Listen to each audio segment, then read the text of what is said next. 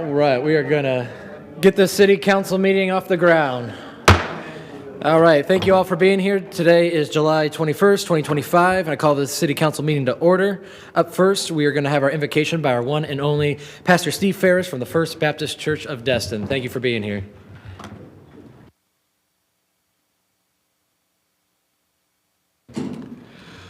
Well, Father, we just thank you for this opportunity to be here, and thank you, Lord, for this opportunity to serve in a city here alongside with a lot of people behind the scenes and in the forefront. And Lord, we always pray for wisdom, but Lord, with the tourist season and the traffic and all the things that's going on, it's even more of a challenge. So Lord, we pray for your guidance and your wisdom in this. And Lord, with the new corridor coming in and just so many things. And Lord, we're not the only one. Every city around is facing this. So, Lord, we just ask for your divine wisdom and protection. Lord, I want to thank you for all those that in Texas that came together, and Lord, they were searched so hard for 100 people, and 97 was found. And Lord, we understand here more about a hurricane and how hard it is to connect with people, and communication is so important. So, Lord, I ask you to help us with that. Lord, thank you for all these that serving today, and we just ask your will to be done in all we do, and we give you glory. In Jesus' name, amen. Amen. Thank you for always being here. Councilwoman Aber with the pledge, please. Please join me with your hand over your heart. I pledge allegiance to the flag of the United States of America and to the republic for which it stands, one nation, under God, indivisible, with liberty and justice for all.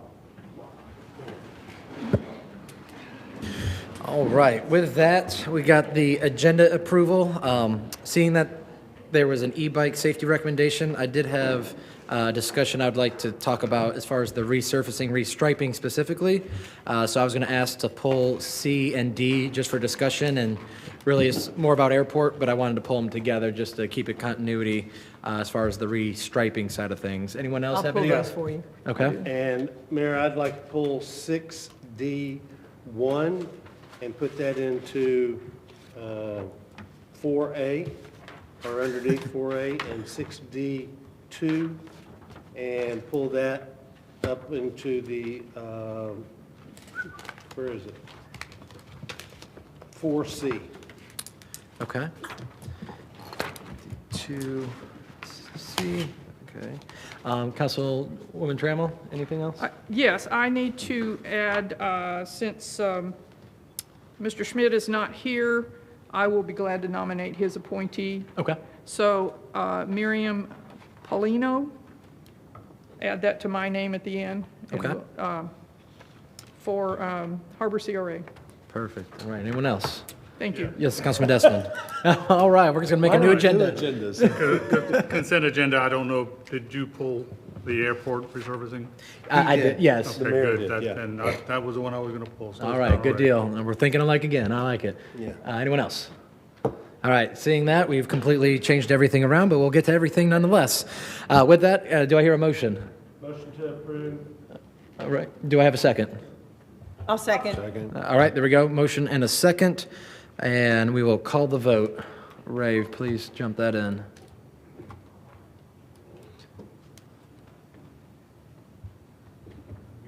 Yep.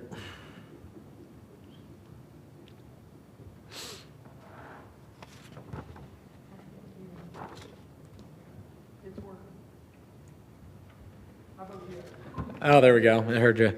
All right, ayes have it, so moved, 6-0. All right, with that, our one and only chairman, the floor is yours. Let me get all my stuff synchronized here. Slide on, please. Hit the show. There we go. Oh, not that part of it, the other one. One slide at a time.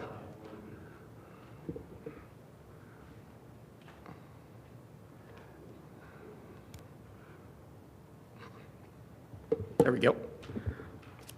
All right, good evening, Mayor and Council. Thanks for allowing me to come before you tonight, finally, with a recommendation on e-bikes. I want you to manage expectations a little bit. I'm not a rocket scientist, and we're going to do no rocket science tonight. So it's going to be fairly simple. So if you remember back about 5 years ago, we had an e-scooter problem. We wrote an ordinance that said you cannot rent e-scooters in Destin. I think the e-scooter issue went away before the ink was even dry on that ordinance. So here we are with e-bikes now. I think they have more staying power than e-scooters do because they're more of a transportation source than a novelty, which I thought e-scooters were more of that. So we're going to see how this goes. Come on. We on the show? And Antonio, you might have to play clicker. Yeah, I'll just tell you next slide. How about that? Make it easier. Okay, so here's the motion here. So it's 3 parts, actually only 2. We would update that e-scooter ordinance to clearly include by definition e-bikes. The definition is there now begs the question because it talks about 1 to 3 wheels with and without seats. So it kind of begs e-bike already, but the state definition is not in there. And with the ordinance, we also don't have a speed in there. And if you have an ordinance, you are supposed to have a speed. So we're going to recommend 12. I think Mr. Bagby might like 15 better. That's easy to do. Just before we get all the templates made for everything, as long as you get that number identified. And then we've already done some education already with the help of Dr. Young and the chamber and some other places here, emailing and mailing out flyers. We'd have to update the flyers, put the new speed limit in it, so we'd have some things to do. But all fairly easily doable. We do have interest from the county, the Oklahoma County Health Improvement Partnership, or OCHIP. They're going to be looking at this issue. They've got a meeting coming up on 1 October. They'll be sending out invites to mayors and city managers. Unfortunately, I'll be in Cincinnati on that evening, so I will not be here. So somebody can carry the water, but kind of like I have in other times where I like to see a consistent site picture. If the county gets involved, this is not just a Destin issue. If you can come up with 1 or a couple of solutions so when you drive around the county, you don't encounter different things everywhere you go. That would be bad for drivers, I think so. Oh, you already moved it for me, thank you. Okay, so e-bikes defined in Florida. Fairly simple, 3 classes. Class 1 and Class 3, you pedal, and the motor helps you get up to your speed. When you get up to your speed of 20 or 28, the motor's supposed to kick off. I think we all know that's not happening based on the speeds we're seeing. Class 2 could be motor only, but again, the motor's supposed to shut off. So, not doing, plus the battery can only be 750 watts. So if you flip to the next one, okay, this kind of thing is a problem. Okay, this is a 5,000 watt bike.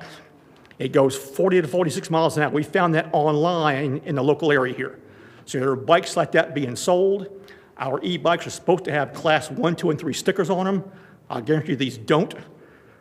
I almost bought one over in Gulf Breeze. It had the stickers on it, so I got to see those firsthand.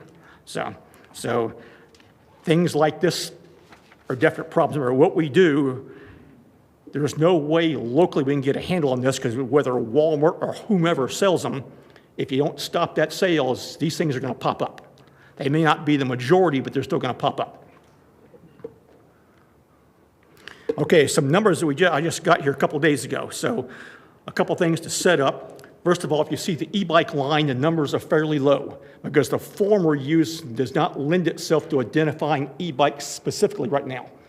The Sheriff's Office is relooking some of their forms to give some better detailed explanations. You can like check a box for e-bikes versus did somebody write that down, otherwise you didn't capture the data. So some things to do. So crosswalk in red, that's like in front of neighborhoods where we know that's an issue right now. We've talked about that one before. So you can see in green, bike lanes are pretty good. But over the years, we built a lot of multi-purpose paths and didn't always do bike lanes. So we're kind of behind the power curve a little bit. So some folks said, let's put the e-bikes on the roadway. Well, that's non-starter based on the numbers here. That's the worst place to put them at.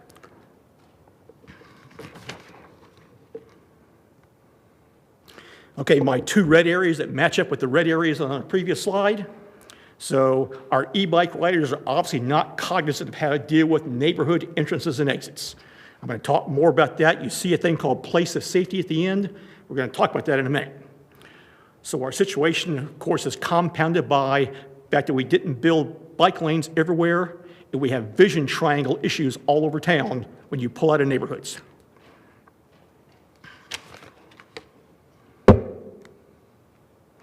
Okay, a couple things on the law.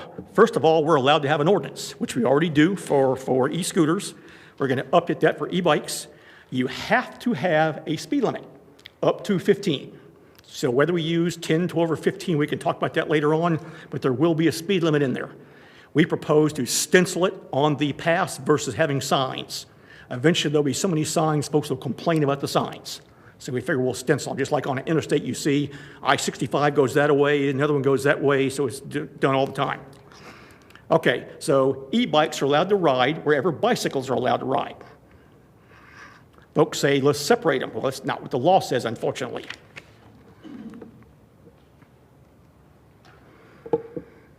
Okay, some folks say, let's have folks ride on the path, but they got it the same way as the cars on the adjacent roadway.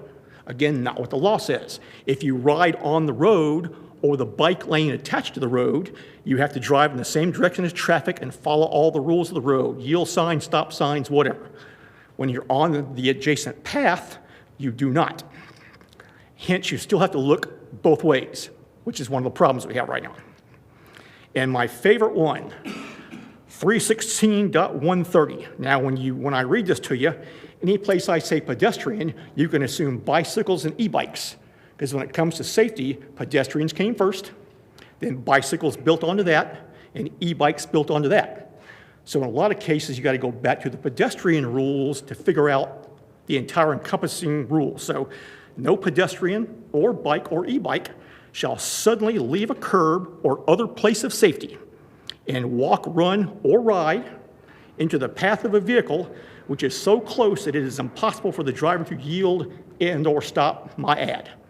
So when you were kids, as I said before, your folks told you, look both ways before you cross the road. When you stop to look, you're in a place of safety. You've not stepped into the danger zone yet. We got the same problem with our bikers. Okay, they're not looking. They don't know to look. There's no stop sign, so they don't stop. Now, just last week, I was out in front of my neighborhood, and a little girl came down the sidewalk going westbound on Airport Road. Got to Harbor Breeze, there was a bunch of stuff going on, so she decided to stop and get off her bike.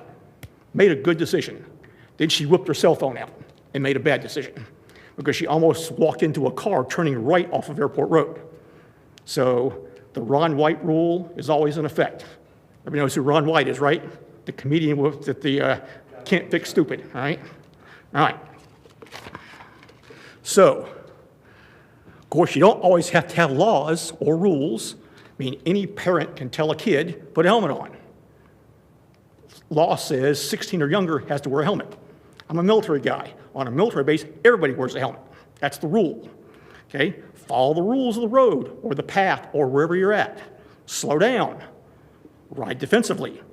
Reflect, whether it's lights, reflectors on the back, reflective vest, even. Call outs. If you got no bell, no horn, call out on your left, on your right, coming up behind you. There's all kinds of ways to solve that unless the walker has earbuds in and they can't hear. That's another issue. Okay, and if you ever watch Morgan & Morgan commercials on TV, they always say size matters. Well, in this case, size does matter. Me and my little Nissan car, we weigh 3,000 pounds. Me on an e-bike, we weigh 300. Tenfold. If you're in a Ford Excursion, it's 20-fold. So some days you're the bug, and some days you're the windshield. I don't want to be the bug. I prefer to be the windshield. I want nobody to get hurt. So everybody's got to pay attention.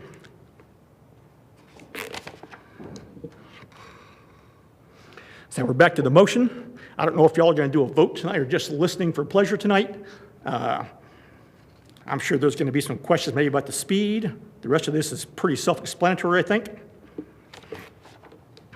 And then lastly, the way ahead, if we get our motion done, we'll bring it back for first and second reading. We're going to continue to monitor e-bikes. I think they're going to be around for a while. When we get into speeds, that opens up other issues we need to be able to deal with. And that's still a work in progress. Expand education methods as we're available to maybe update our website in the e-bike area so we can put more stuff up there. Our flyers we have in English and Spanish right now. maybe Portuguese and some others later on. And the end goal is 0 serious injuries or deaths. And that is it for tonight, gentlemen and ladies. Awesome. Thank you so much. Subject to your questions. All right, so I will do, if there's anyone who wants to do some comments, I would like, if we're going to do a motion, if the council's going to go that route, to just get public comments out of the way first, and that way we can stay legal to everything. So I'm going to let public comments go, and then we'll round it back to this. So if there's anyone here, yes, sir.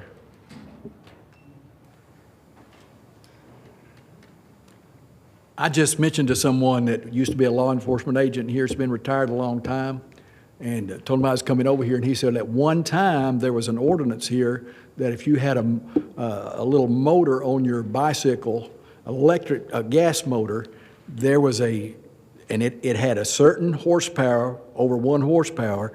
You went over that, you had to get a license for your bike. And when I was listening to this, I thought, how are you going to enforce that? That might even be a deal to cause people to get something slower that would help this if that was there. I don't think that was coincidence that he said you might want to mention that. So that's all I got to say, but that would really help.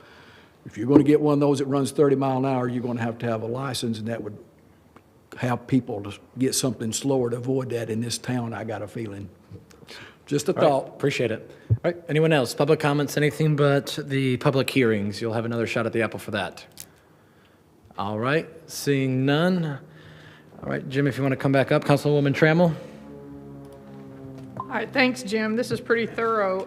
I just wondered if, because we're coming back up again for the e-bikes, and we had the scooters, and we had everything else, could we include in a motion things like those motorized skateboards and the motorized, the one-wheeled jobs, that balance? The definition we have now in the current ordinance is pretty broad. It talks about micro-mobility devices. So Could we say I don't know if electrical there's a mobility definition for device? all those things. We could be more specific maybe on some of those things. I don't think everything is defined. I mean, this has been a problem going back to my TPO days, and you're trying to find crash data on things. Everything's lumped together under motor vehicles, so you can't Yes. figure out who did what to who. It's still a problem. So, but we could take a look at that, yes. Okay, thank you. All right, Councilman Guile. Thank you, Jim. Thanks. I've got a question for you, Okay. sir, if you don't mind.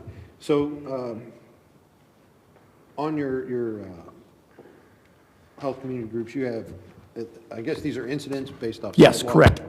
So, I noticed here you have sidewalk, crosswalk, separated. I'm trying to think, an incident, so the sidewalk, does that mean somebody's jumping onto a sidewalk, or vehicles popping onto a sidewalk and hitting a bike, or?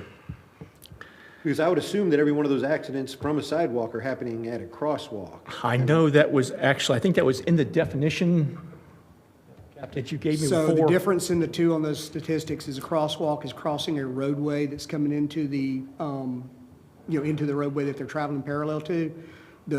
Where it says sidewalk is where they're crossing over driveway accesses, like going into a business or going into someone's home. In that data set that he provided, there's been one time that a vehicle came up on the sidewalk and hit a bicyclist. Okay, so then this is just a question. If we're including the driveways into the sidewalk and you're only getting to a crosswalk through a sidewalk, why aren't we incorporating those two as one and taking a realistic number? Because either way you look at it, the only way you're getting into that crosswalk is because you're Yeah. not paying attention shooting off that sidewalk. I mean, I can show the numbers together. That's not a big deal to me. Yeah, That's- I'm just, because then it kind of eliminates. If that the, makes it easier to understand, so. Yeah, and it dwarfs the roadway numbers. Yep, gotcha. At that point, to Okay. show that severity. I'm just, and this is just a suggestion, obviously, but please, if somebody up here has a recommendation. Yeah, Councilwoman Nate. I was just going to make a comment about that. There is no sidewalk in front of my house. Yes. But there is a driveway. So I think we need to keep those separate for those areas where we don't have a sidewalk that we're going through somebody's driveway. See, and Keller has no sidewalks either, so we got the same issues in there, so. So what did you said the sidewalk included driveways? Or the crosswalk includes driveways? Sidewalk is included driveway. Yes. Okay, so if you keep the sidewalk, that includes those areas that don't have a sidewalk but just a driveway, because I have just a driveway. There's no sidewalk in front of my house. So if they're going to come in front of my house, they're just going to be flying. Well, they're going to be on the roadway too. Yes. That's a roadway. Well, Yeah. but whether they're legal on the road or not. Yeah, but do you understand how that would count as a roadway accident, not a sidewalk accident in your situation, in your scenario? Well, I would be at fault if I hit them, even if they ran into the side of my car, because they're considered a pedestrian and I'm not. Okay, but I'm trying to differentiate what yours, I'm trying to understand how yours doesn't fall into a roadway and not a sidewalk, because your argument is, keep that in the sidewalk, keep those separated, but yours is a roadway, which has nothing to do with the two subjects I was discussing. I'm talking crosswalk and sidewalk, you're talking roadway. Mr. Giles, if I could interject, I'm the one that did those statistics for the OCHIP group, and the only reason they're broken down that way is because the OCHIP group wanted to see if there was a problem at entrances or a problem at crosswalks. They wanted them separated that way. So you're right in what you're saying. All of those are crashes that are happening with bicycles on sidewalks, whether they're crossing the driveway or they're crossing the roadway. They're still on the sidewalk crossing through that. It was just that the OCHIP group wanted to see those statistics separately because they wanted to see if there was more of a problem at driveway accesses or if there was more of a problem at roadway crossings. Right, and the only reason I'm trying to ask these questions and trying to figure out how to incorporate this is so that we can understand that even though the sidewalk numbers may look a little bit lower, if you really look at it from 30,000 feet, they're really the same number. They can be combined, and that starts to create the issue we run into. Because the only issue I've ever had with the e-bikes is when I'm in an intersection and I'm looking left so that I can turn right, and the guy's on the sidewalk on the right flying up, and he's not paying attention, and I'm not looking at him because I'm making a right turn, not a left turn.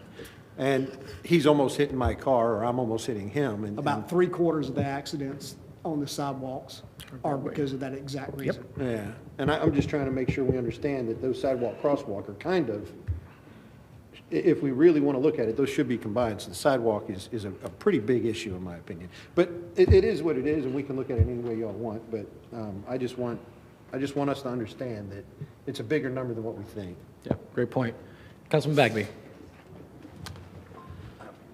Larry, or Jim, when's the next Public Works, Public Safety meeting? That'll be the second Tuesday in August. Okay, so that's probably too near. So I can make a motion, or we can direct staff. I'd like to see the proposed changes to the ordinance, or to, whoops, wrong thing. To 20-18-LC? I'll get it, yeah. Brought back to the September Public Works, Public Safety meeting. Once once it's gone through their screen, brought to us the second meeting of September. Is that doable? I'm just trying to figure out the way ahead here. We don't need to, we can give philosophy all night long, but I just want to know what. Ask again, so I'm clear. Take it to the September Public Works, Public Safety meeting, which would be the second Tuesday of September. Bring it back for the second meeting to the council. Only, I mean, I assume there's enough time to advertise it, but second meeting of the council in September, Yes, sir. okay? I think we can do that. And do you need a motion to do that, or do y'all understand? Might as well. Okay, I'll make a motion that we direct staff to draft an updated, was it 20-18-LC? Correct. And take it to the Public Works, Public Safety meeting at their September meeting. Second. All right, motion and a second. And Councilman Braden Destin, would you like to discuss this, or do we want to get through this and I'll come back to you on your talking points? I didn't know if now that the motion's there, I didn't know if it was kind of pertaining to that, or if you would like us to let's get through this motion and we'll come back. So does anyone have discussion on Councilman Bagby's motion? Okay. Mr. Braden, do you have anything on that, or do you want to come back after? Okay, perfect. All right, Councilman Destin. Just a couple of clarifying questions. Is it legal to be on the sidewalk in an e-bike right now?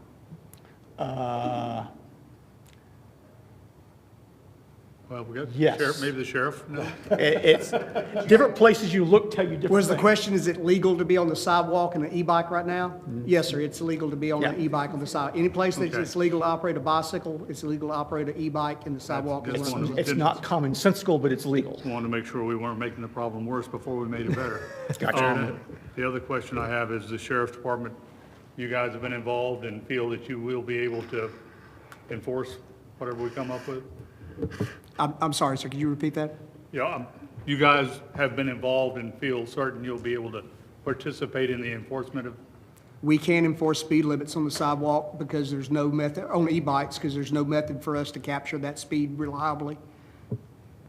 so a major part of what we're about to do is unenforceable? Lower If to we 12? do, if we do speed limits, yeah, it's not gonna be, Well, I had, I had explained one time earlier the way conventional radar works. You send out a radar signal, a radio signal. It bounces off the largest, fastest object that's coming towards you, and that's the reading that comes back. There's no way that's going to be an e-bike. It's going to be the cars Yeah, on the yeah, for next roadway year. unless the e-bike's the only thing out there. And then we tried with a laser. We sent one of my deputies down there, and he was able to get 1 out of 4 e-bikes to register with the laser because the laser beam has to hit on a flat reflective object. And that one e-bike that he was able to get out of 4 was about 20 feet away from him when he was finally able to get a reading on it. I got you. So I will vote in favor of the motion because we needed to go somewhere. Yep. But it sounds like we still have some pretty serious Well, I mean, problems. it's like any other speed limit posted on a roadway. Now, if law enforcement is out there doing speed enforcement, great. If not, it's up to folks to voluntarily obey the law. So this is part of this. So now, if it doesn't work, then we'll come back and adjust fire and we'll do something else. Yeah, of course, they do have the ability to check speeds on cars. So we'll have to address that issue as we go down. Yes, sir, But exactly. I'm in favor of the motion going forward. Thanks. All right. Anyone else have anything else on this? Yes. I'm also in favor of the motion, but I wanted to ask you, you mentioned that some bikes you've seen have decals on them that say 1, 2, and 3. Is that That's actually in the routine during sales, or do we need to put a sticker on bikes? It's register actually in them the and- state statute, they're supposed to have class 1, 2, and 3 stickers on them. I've only seen it on one because I was fixing to buy the bike, and I saw it. Now, I've talked to other e-bike operators.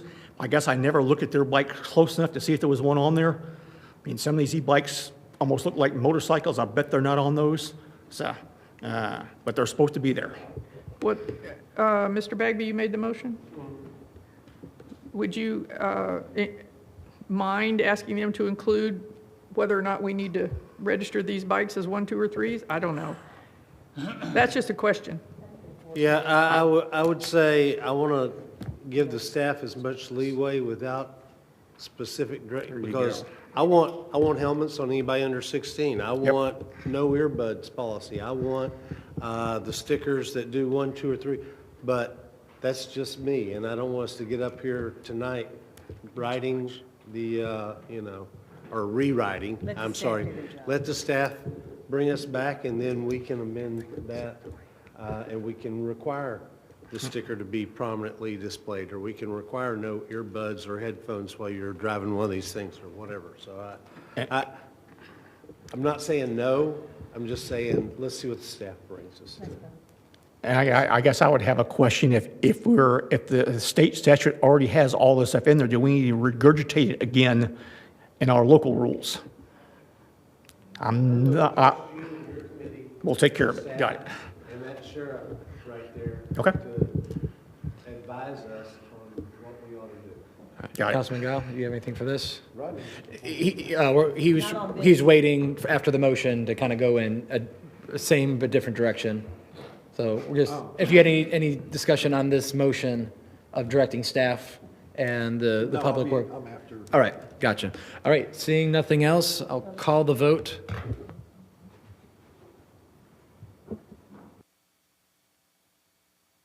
Get ready to make a custom motion.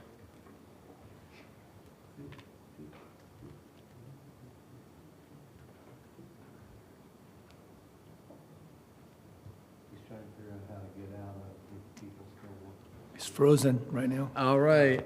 Councilman Braden, vocal vote. Yes. Yes. Yes. Yes. Yes. Yes. All right, 6-0, ayes have it, so moved. And then with that, Councilman Braden, floor is yours. Thank you, Mayor. Not sure what just happened, but I thought we were supposed to have a motion and a discussion and then vote, but anyway, I guess one thing is, Captain, for the captain, if the speed limit is 10 miles an hour and they're doing, say, 40 down the sidewalk, there's no way of writing a excessive speed ticket for that or anything? An officer can write a citation based off their observations. We are very hesitant to do that because judges throw them out left and right. That's good to know.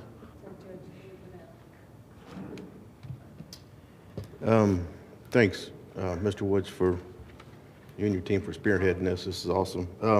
And I'm all for whatever. I think we need to hit it hard the first time, not just kind of dabble into it and then try to strengthen it later down the road. I think the speed limit, I mean, I'd be for 10 miles an hour because they're going to do 20 just like, the vehicles do.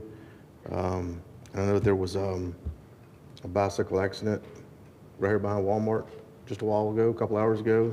Wheel was all tore up and state trooper was there. So I guess somebody got hurt on that. It wasn't an e-bike, it was a regular bicycle. But I'm in favor for hitting it hard. Thank you, Mayor. Councilman Gao. I have a question based off something Pastor Ferris just brought up. Can we require a license based off certain E-rating of the bike or electric volt, or is that possible? Is that something we can do? Are you asking about like a driver's license or like a business license? Can I get clarification from Pastor Yeah. Yeah. Ferris on?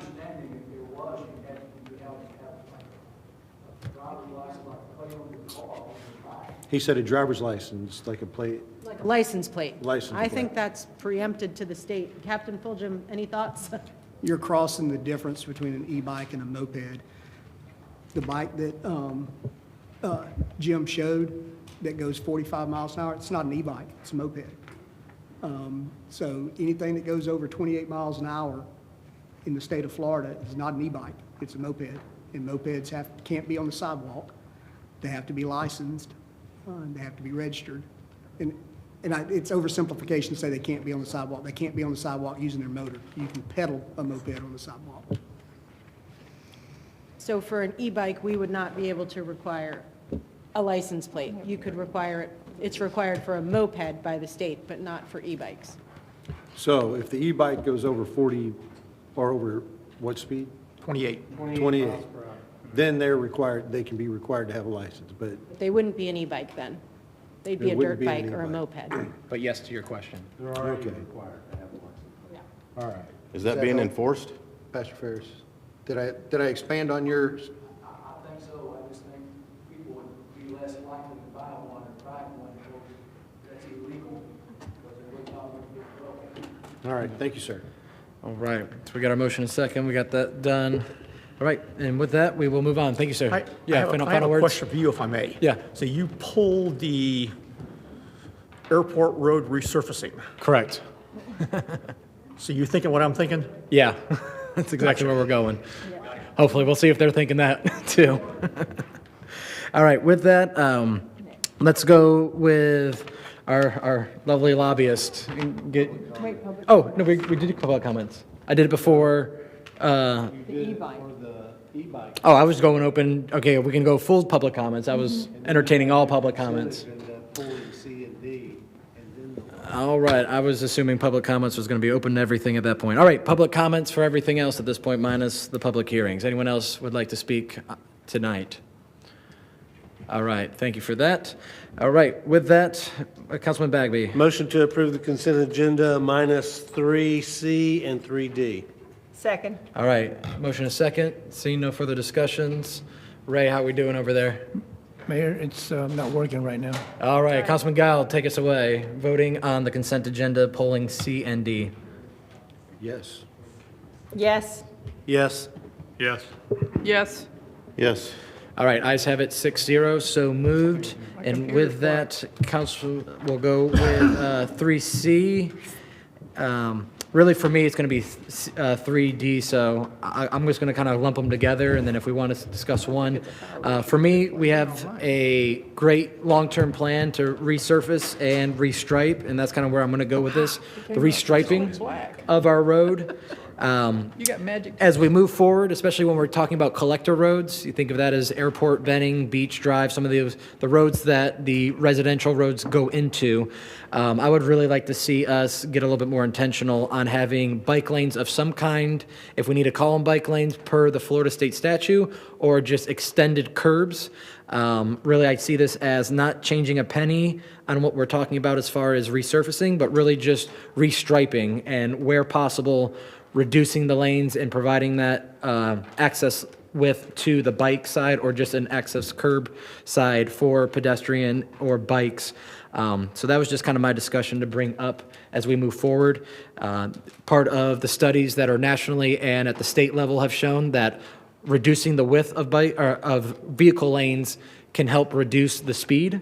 And I know we get calls all the time about speed humps. We've tried to reduce the speed on Airport Road to 30. Well, we have reduced the airport speed to 30 from 35, and so we're trying a lot of good alternative ways to try to reduce speed, increase safety for the public. And so I think this would be just one more tool to add.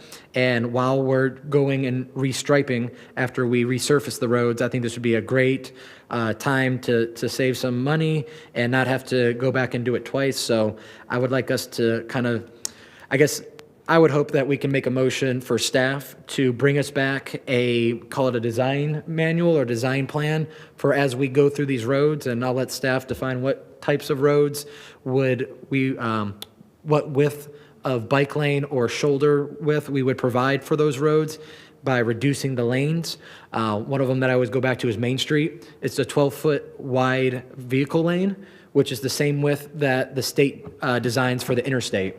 So you get straight roads and wide vehicle lanes. Really just perhaps we've over-engineered for safety, and in doing so, we've encouraged speeding by just nature versus some people do it on purpose. Some people look down and, holy crap, I'm going 12 over.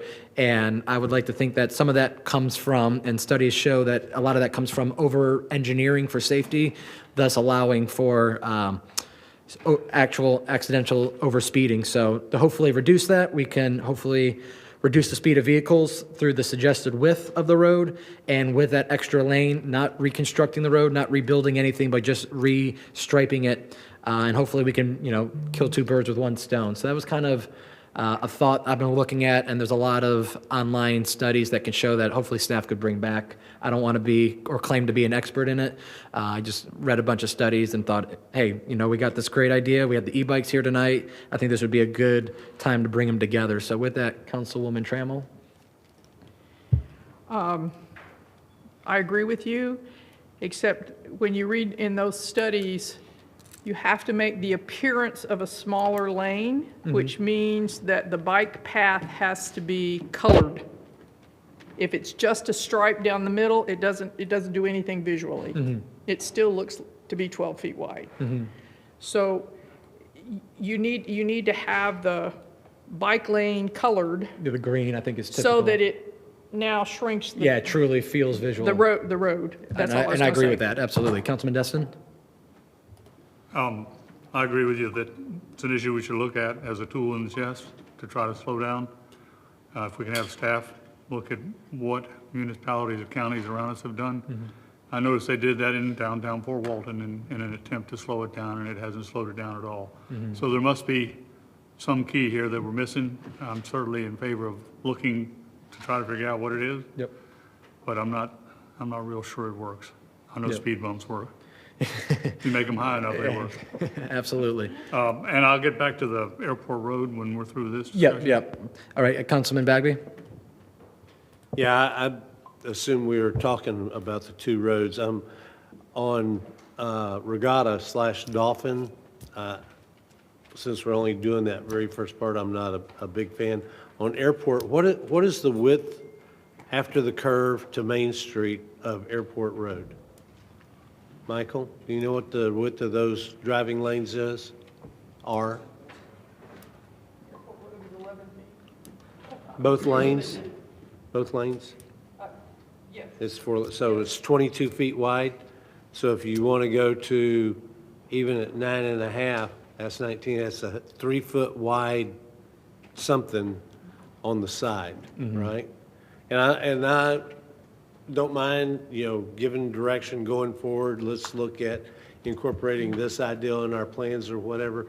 I just want to make sure that we're not, creating a problem that's going to come back and bite us. Because the whole purpose of making that sidewalk extra wide was so that we could get bicycles off the road and on the 8-foot wide sidewalk there are 10-foot wide. Yeah, Mike. Mr. Bagby, on Airport Road, in the area that we're talking about, from the edge of the ribbon curb to the other edge of the ribbon curb is 23 feet.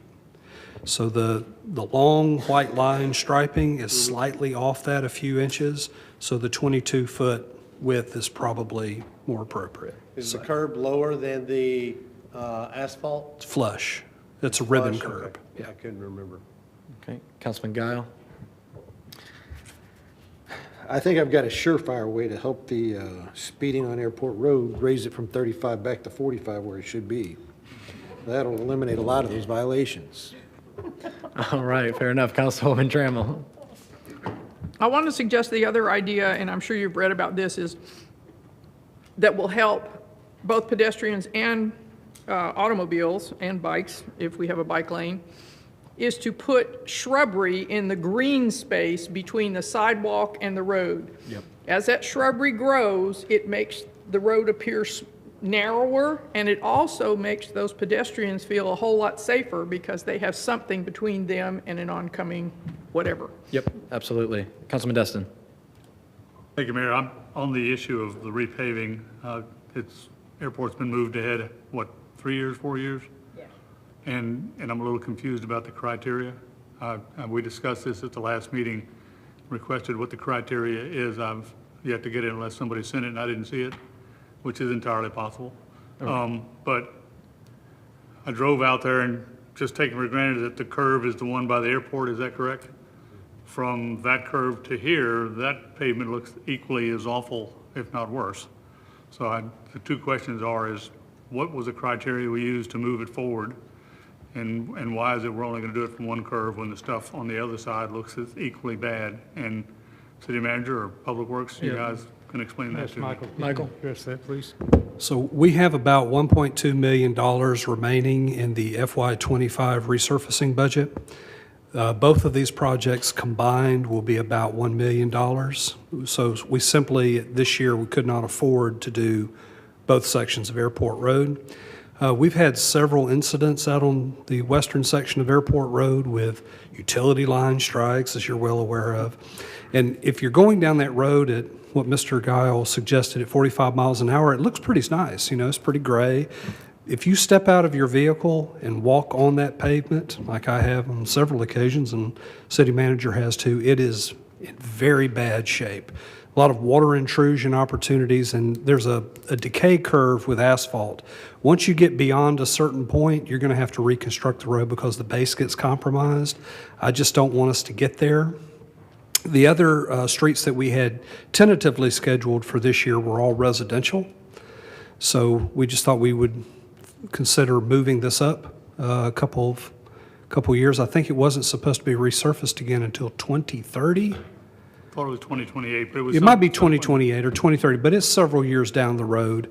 And if you, like I, drive that street several times a day, there's so many lumps and bumps and dips and patches and the cracked asphalt. It's just in poor condition. And those reasons are all reasonable and logical. What escapes me is they are due to inspection rather than our renewal and replacement criteria. And so I wouldn't want us to get to the point where we have a criteria, if we have a criteria, but we just ignore it and go out and make our own decisions.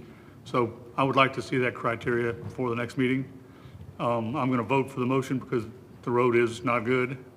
And I'm afraid this part of it to the east of the curve is not good either. But I understand that we only have so much, but somewhere down the line, we're gonna have to do the second half or second third or whatever that is. So, you know, the neighborhood streets aren't gonna get done. Some folks in those neighborhoods may think they're equally as important. That's why we need to have a criteria we can look at and say, yeah, this is why we're doing it, but there are exceptions when a road is in exceptionally bad shape. So just, I'd like to see some ration and reason behind what we're doing. We can certainly provide that, Mr. Destin, but I will say that doing any kind of forecasting like this, you operate under a certain set of assumptions. You do. You're assuming that the contractor that put Airport Road down gave us 2 inches or 1.5 inches of asphalt. There are places that's not the case. We have streets in town that we can't mill because we dig dirt. They put it down at 3/4 of an inch. I'm not sure how you get asphalt to go down that thin, but they do. So there are some, when we made that R&R schedule, we operated under a series of assumptions, just like you do with any model. But I will say this, one of the streets that got, and I want to say bumped, but we got delayed by a year, is lived on by our very own Jim Wood. And so. Did he volunteer? So Misty Way was on the schedule for this year, but we'll make sure we get that accomplished next year at the same time we do North Lakeside Drive that it's connected to. I agree with the roads. We have no idea how thick it is because that's the way things were done in the good old days. Well, and I will say this, and I say this all the time, if you don't inspect it, don't expect it. And so we had contractors back in the day that put asphalt down that nobody went behind them. Yeah, we called it asphalt veneer. And of course, you know, like computer programs, our criteria might be garbage in, garbage out. So if we don't know what the thickness is, I can see we can have some problems. Yeah. And I hate to elaborate on that, but you're saying that I'm sure you've been waiting all night to say, what are we doing while we do this renew and replacement? Do you guys go out, or what kind of quality measures do you guys take on that? Sure, when the team is out milling, the milling's obvious. You can see how deep they milled because of the adjacency of the ribbon curb or adjacent pavement. But when they go and lay it back, if it's at that same grade that it was before, we're pretty darn close. All right. They actually have to lay it down. I think to get 1.5 inches, you have to put a little over 2 inches because it compresses when you roll it. But behind that machine, when they're putting that hot asphalt down, they have this, for lack of a better term, it's a stick with this washer on it, and they push it down, and as long as that washer hits the top of that asphalt, we're good. If it's, sticking up above the hard surface, the underlayment of the pavement, we're not getting enough asphalt. Kelly Street's another good example. We had some potholes pop up, and the asphalt was only about that thick, and it needs to be about that thick, so. One other question, Mayor. Please. Scheduling for this, we're not going to do it in the middle of the summer season, right? We're government, we should. I have no doubt we might. The plan is to do it, Councilor Destin, after Labor Day. Very good. All right, Councilman Braden. Thank you, Mayor. Michael, if I'm not mistaken, I think that the job you're talking about on Kelly Street, we did hire someone to oversee that project. And I thought the council made a motion probably 10 years ago, and it passed unanimous to have an inspector hire somebody to oversee these projects. So if it's that thin, I don't know why we're not going back on whoever the inspector was or whoever we hired, whatever firm it was, to go back on that. Because if you go out there and inspect it, or your staff goes out and inspects it, and then 5 years later or 2 years later you find out it's a 3/4 inch, we have all you're going to say is, my bad. And that's all we got. So, and I don't know if we should be able to, if we hired an inspector, somebody to come out there and, I remember getting a daily report on the weather and everything, what they was doing. So we might want to look at that. And Airport Road should be the same. Because I know, like somebody else alluded to back in the day, the good old boy system, they did whatever they wanted to do and the staff didn't care. Airport Road. I remember when we rebuilt Airport Road, put all the stormwater and all that. And it just seemed like a month later, once it was finished, they started digging it up and digging holes and fixing this and fixing that, or running wire, something underneath it.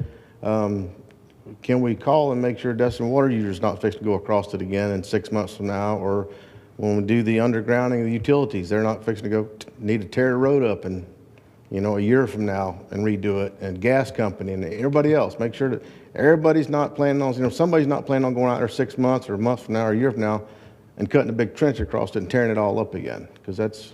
We can definitely check into that, because there is a directional boring crew on Airport Road on the north side right now. So we will definitely check in with all the utilities, see if they have any R&R projects of their own for Airport Road in the near future. What is the stormwater like? I know wasn't there a class action lawsuit against that stormwater piping that's there?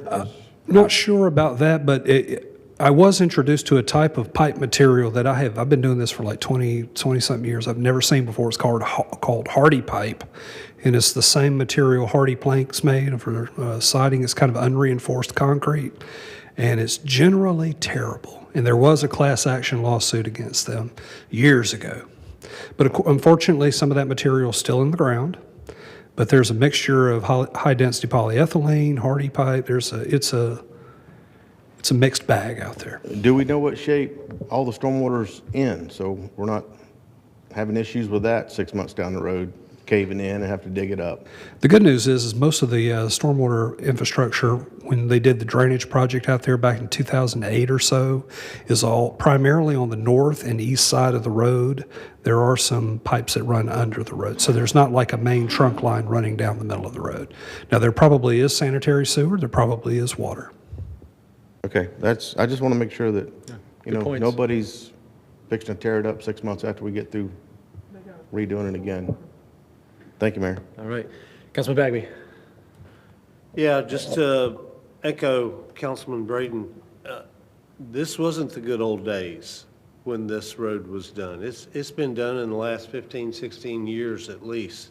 And so we should have records of who did that project, and we should know that it's not the same people doing the project, getting ready to do the project again. I would just like you to go back and see who did Airport Road, the last time it was resurfaced or milled or whatever, because I don't think they should be doing any roads in this city. And with that, with some of you guys who have a little bit more archival knowledge, going from 4 lanes, was that purely a city thing? I've heard from the stance of airport, the airport needed the 4 lanes, but again, just hearsay. So if anyone knows anything, I'd love to, I got a train of thought, but I'd like to confirm that first. Councilwoman Trammell? Well, the county did have a say in that, and it's because of the airport. And at that particular time, the FAA had just passed a ruling, I guess you call it, that they needed 4 lanes going to all airports. Gotcha, okay. As well as, and included in all of that, was the tall fencing with the barbed wire at the top and all that stuff, which is not pretty. Yeah. And the county admitted that part wasn't going to be pretty. So anyway, that's why I said that I think they should help us with some of this resurfacing. And that's where I was going with this. That requirement was theirs to 4 lane. Correct. And that's kind of what I was hoping for. While we are going to wait till the season settles down, perhaps, you know, they've been very gracious with the half penny, but I know that's a very large fund. So, you know, we pave our one road, they pave their secondary road, and now we can do the whole airport road. If we've already got half of it there, perhaps we do a 50-50 split, or maybe perhaps ask them. I'd hate to make this too cumbersome, but, you know, this would be a great, another shot at a partnership, especially if it was mutually needed at the time. Councilman Bagby? Mayor, I'll move that we approve 3 Charlie and 3 Delta, and that we direct staff to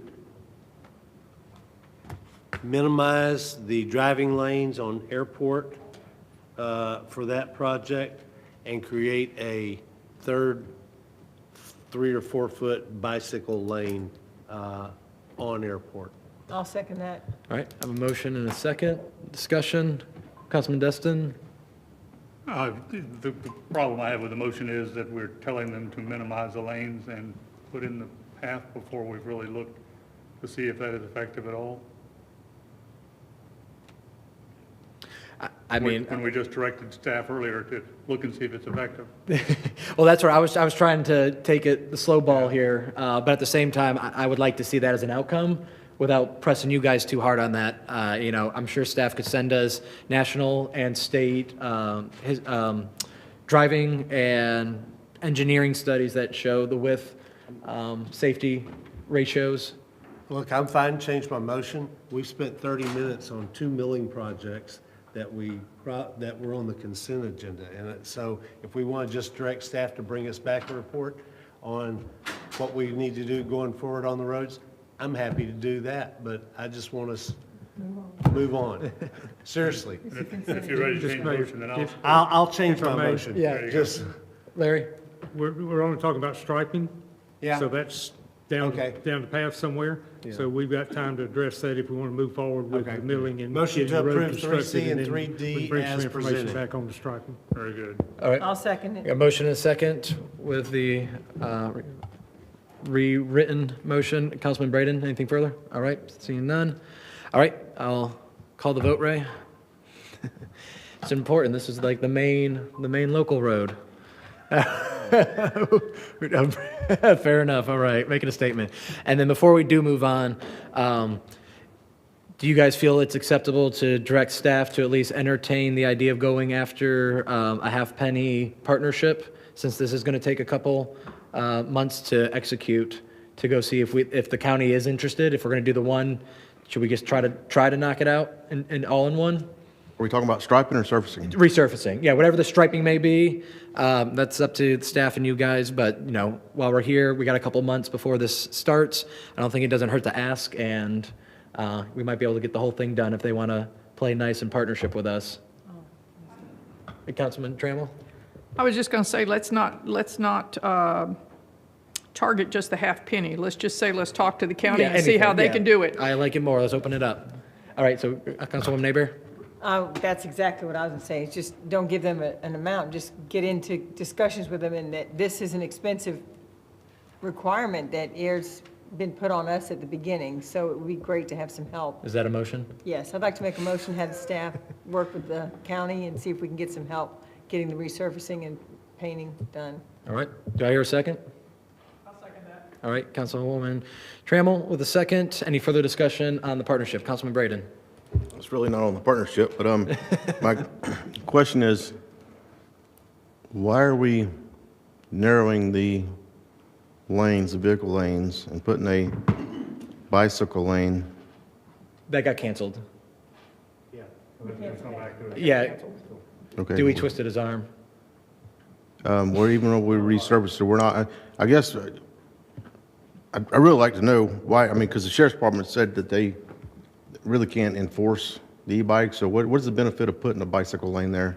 I would say, because I think there's two people that do e-bikes. I think there's commuters, and a couple live on my street where I see them every day, hop on the bike, and they go to work. I don't know where they work, and they come back, and I work from home, so I see them come in and out like clockwork. And I think the others would be a little bit more of our south of 98, which are just the joyriders or anyone that's on tourist side of things. So just if e-bikes are going to be around a while, and if we're trying to reduce traffic, if we can find ways that are very cost-effective to try to increase the infrastructure for mobility, this was just an option. So that's kind of where I was coming from with this. If there's going to be e-bikes and we can create a lane without costing us a single penny more, because we're just changing up the formula of that widths, you know, it's just an idea for you guys to entertain, but that's where I was coming from is, Okay, hey. I didn't know you came up with it, I was just. No, so I've been beating my head on this for a while. I was just really curious of, what the benefit was putting a bicycle lane, 'cause Yeah, I would say if you could create a bicycle lane, great. If not, if we reduce or road diet is what some people called it in the past, there might be a safety speed optics there to consider as far as trying to reduce speed of the cars. So so that's where I was coming from. Yep. Councilwoman Trammell. We used to have a bike plan many years ago that had a bike path from one end of Destin to the other, and Airport Road was on it, and that's why we wanted a bike lane there. And believe it or not, there used to be a group that biked from Niceville all the way around and back to Yeah, the Niceville loop, every yep. weekend. Yep. And they used to stop at what used to be the AOC, can't remember what it's called, Superstation now. And they appreciated the bike lane. I call them professional bikers. Yeah, and they always use the road. They're not recreational, I don't think. Yeah. All right, with nothing else, Ray, if you can call the vote. Oh, I'm sorry, Destin. Just one comment, I don't have any problem with asking the county. However, we've already voted to resurface the road. Correct. Chance of them doing that, I think, is slim, but never hurts to ask. Yep. Yep. All right. Nothing else on the discussion board. Ray, if you could please set it up. All right. I will ask Drew tomorrow to be a champion again for us. All right, or Commissioner Palmer, how about that?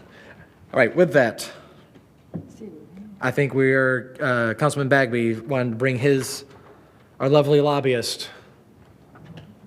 Our lobbyist. Yeah, our lovely. No, I said your name, but I said our lovely lobbyist. Then I'll bring up my issue after she gets her presentation. Uh-oh. Okay, thank you guys so much for having me. I really appreciate coming back. I think I came on the coldest day of the year so far in January, and I might be here on the hottest day of the year so far in July, so a lot of extremes. But thank you for having me. I appreciate it. It's been a lot of fun representing you guys in Tallahassee for the first 6 months or 7 months now. Time is just flying by. Can't believe how fast the year is going by.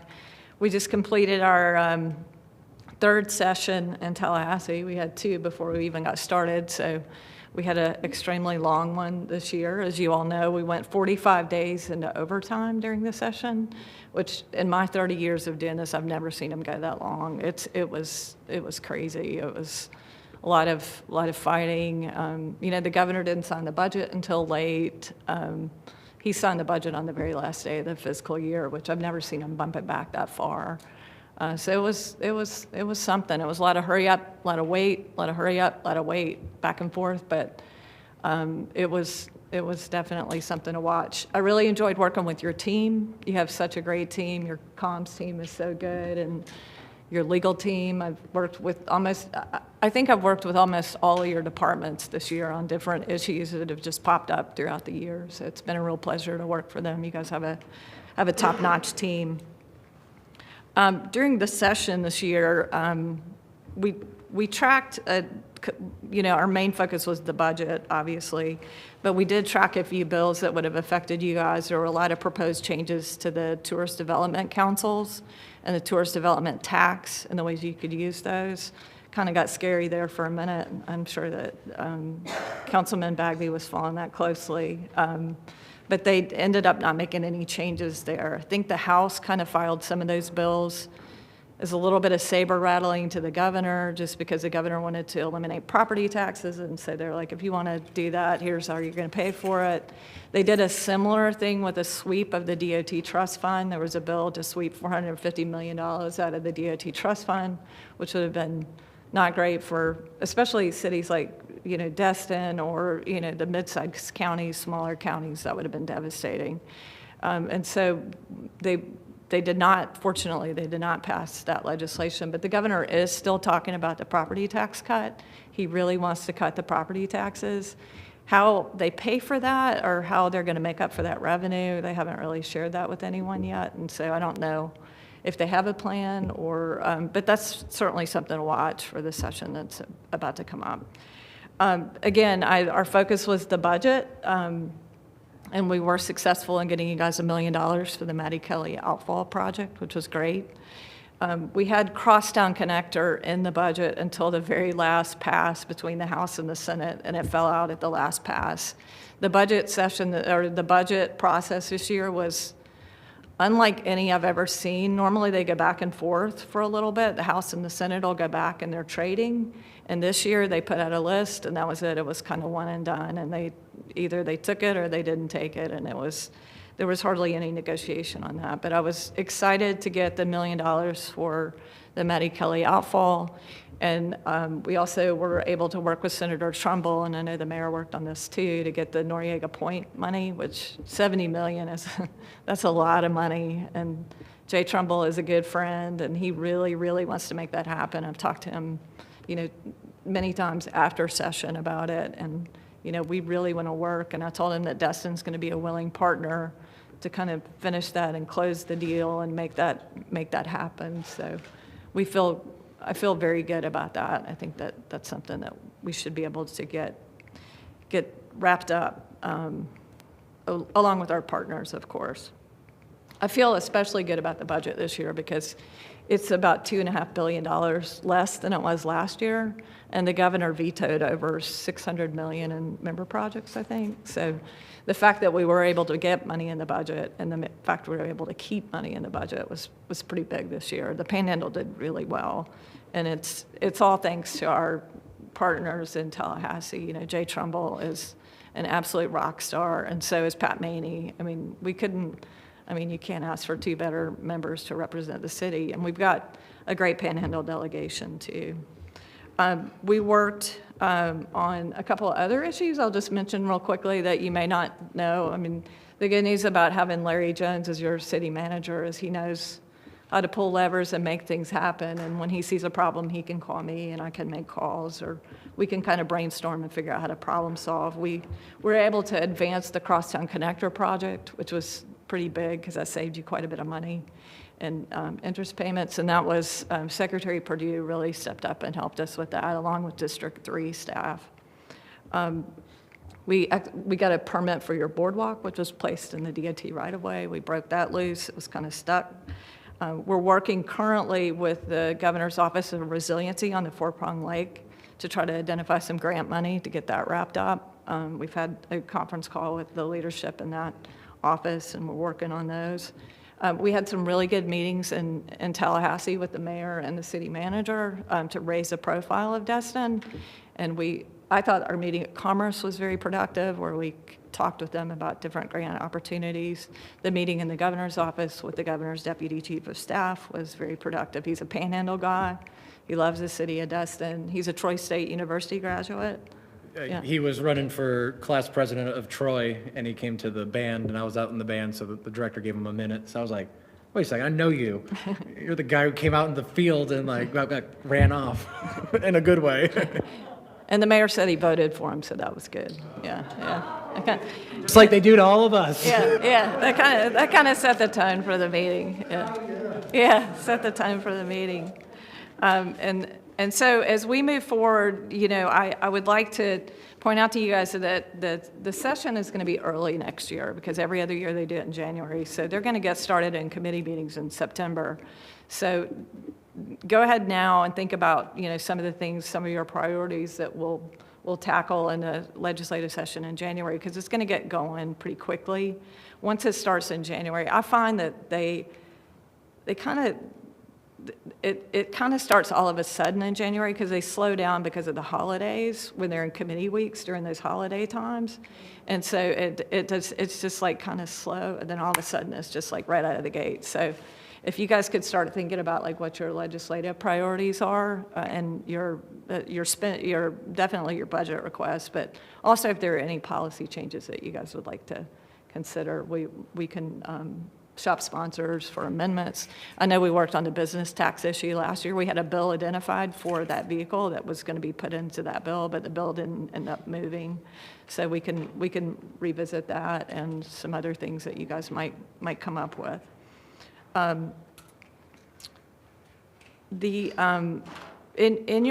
think they gave you guys a handout. We gave you guys an update. Yeah, and there's, that's an update on your delegation. I just want to point out you have Nathan Boyles, who's new to the legislature, and I'm sure you guys know him because he was on the Okaloosa Council, and I think he's going to do great. I really like him. Yeah, he is, and he's a good friend of the panel. He's very connected with leadership already, so I see a bright future for him. He's going to be very good for us. So I encourage you guys this summer, while he still has time, to reach out to him and talk to him, and just kind of make him aware of our priorities of the city of Destin, just so he'll know to be on the lookout during the legislative session. I'm super excited about that. I will tell you, too, they're going to make committee changes in the legislature, just because there's been so many vacant seats and there's been so many dominoes falling. We've had a couple of deaths in the legislature. We've lost a state senator and we lost a House rep last week. And so there's lots of special sessions out there. There are going to be a lot of new faces. We've already got some new members there. So they're shuffling the decks on committee assignments. I don't think Jay's will change, Jay Trumbull's will change too much. But I think I think Rep. Maney's could change a little bit, and probably Senator Gates will definitely, I think Senator Gates will go into some exciting roles, and I'm hopeful that it's something that will be pertinent to our issues. So be on the lookout for those changes. The good thing about having a lobbyist is change is always certain in Tallahassee, and so just to have somebody who has, boots on the ground, who knows what's happening there is important. Staff changes all the time too, so. The last thing I'll talk about, just very quickly, is the Triumph Gulf Coast Board. There are 2 vacancies on that board right now. They've only got 5 members right now. The governor has an appointment, and so does the attorney general. So hopefully they're going to be filling those soon. And again, I know you've got Charles Rigdon, who's a newly appointed member from Destin. I'm sure that you guys all have good relationships with Mr. Rigdon. He's very smart and very good. I know he'll do great. And it's so nice to have somebody from your hometown on Triumph. And so be on the lookout for those 2 new appointments. And I will mention too that Jay Trumbull Sr. is the chair of Triumph right now. So if you guys don't know him, I encourage you to reach out to him. He's a super, super nice guy. He's going to be good for the Panhandle. He's very fair, so I think he's going to be great. And so the document that you have before you, it's kind of more of a political update that talks about all the moving parts. And I think it's pretty handy to have, because you got, the election is coming up in 2026. And so it'll kind of move the slate, and then, moving forward, I think we go out to 2032 in our document here, where you can see who's going to be where in the future. So that's my story, and I'm sticking to it. Awesome. Well, we really appreciate you guys representing us. Yeah, and thank you. Even just walking the halls with you. I mean, you're basically like a ribbon cutter. Every red tape the government throws at us, you know the person to cut the crap out of the way and get us going. So that's what I was surprised. I always thought, let's hire a lobbyist to go after money, and then all these permits and all these things for all these projects that we had that end up being at the state level. I really appreciate you just keeping these pipelines and projects not only on the table, but moving forward. So I learned a lot, so I really appreciate the time and effort you gave Destin. Yeah, for sure. All right, with that, Councilwoman Hebert. Thank you, Mayor. I just wanted to thank you for all you've done. I think getting you on board was a really smart move. Thanks, Larry, for bringing it to us and having us, realize that, like Bobby, the mayor said, you cutting us through a lot of red tape, getting things done that we didn't even know we needed help getting done. And I look forward to sometime when the next session starts, going up there and working with you and spending a couple of days and walking around and seeing who you're able to just like smooth everything over like butter. It's just amazing how much you've got done for us. And I appreciate your report. I appreciate the candor of the first page of where the governor's mind was. That was very interesting. So thank you very much. And we appreciate what you do for us. And I think you're a true asset to our city that we have now. Thank you. I appreciate that. Yes, ma'am. Councilman Guile. Hi. I appreciate you. We've had Yes, a sir. pretty in-depth conversation when you first came on. I truly appreciate that Yes, as well. of I course. do have a question. In your opinion, Yes, sir. is there anything we can do to get, for municipalities gaining more home rule in regards to short-term rental? I mean, can we have Bobby sleep with somebody up there? Or is there something He's we very can get handsome, done? and I will say he's very popular in Tallahassee. When I was talking to Jay Trumbull the other day, he's like, he has such good hair. I was like, yeah. Tell him I don't swing that way. For a price. Yeah, I know the short-term rental issue is a tough one, and this year they didn't really do much with it. But I expect, they don't leave that alone for long. And I know there's a lot of communities that are having problems with them, and I expect probably next year they'll roll out with a bill on that for sure. Thank you very much. Yeah. Councilman Bagby. Thank you for everything you've done. Yes, sir. Tori, I would say when the League of Cities goes, you need to go up there.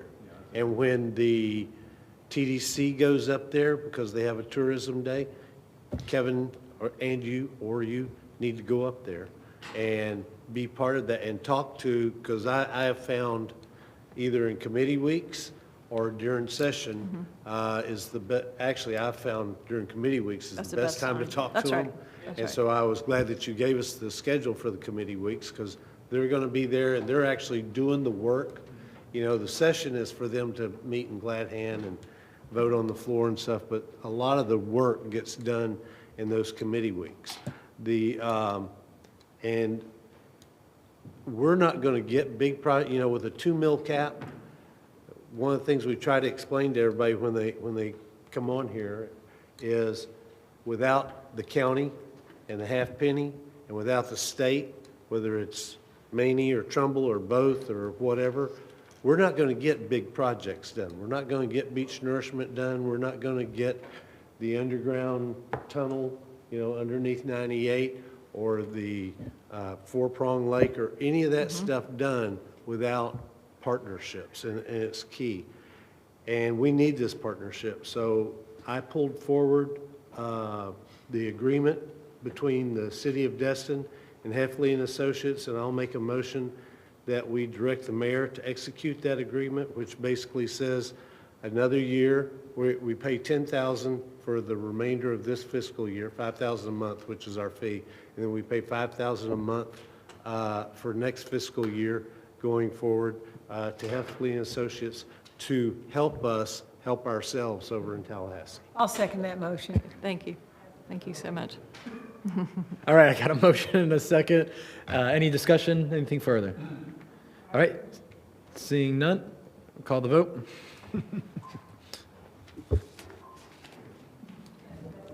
All right, 6-0, thank you. We're excited to keep this going. I really appreciate you. Thank you so much. Yeah, absolutely. Yeah, And if you could- anytime anybody wants to come to Tallahassee, please reach out and give me a call. Oh, yeah, it's like walking the halls with the principal. Everyone knows her name.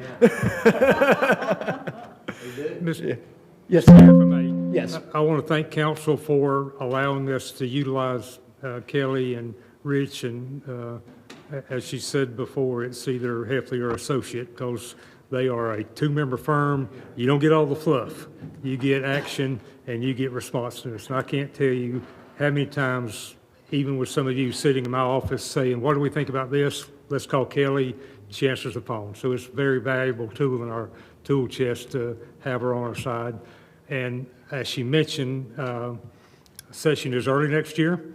So be prepared in the next few weeks to start talking about legislative priorities, how we want to move forward, what we want to ask for, and let's get those balls moving earlier this year than later, and we'll look for some great success. So, Kelly, thank you for your friendship and your ability to work so well with us, and we thank you for all you do. All right, Councilman Bagby, keeping it rolling along. You get number 2? Is that what I wrote down? No, that's Before city. underneath the budget. Yeah, Okay. All right, so city manager. Thank you, Mr. Mayor and Council.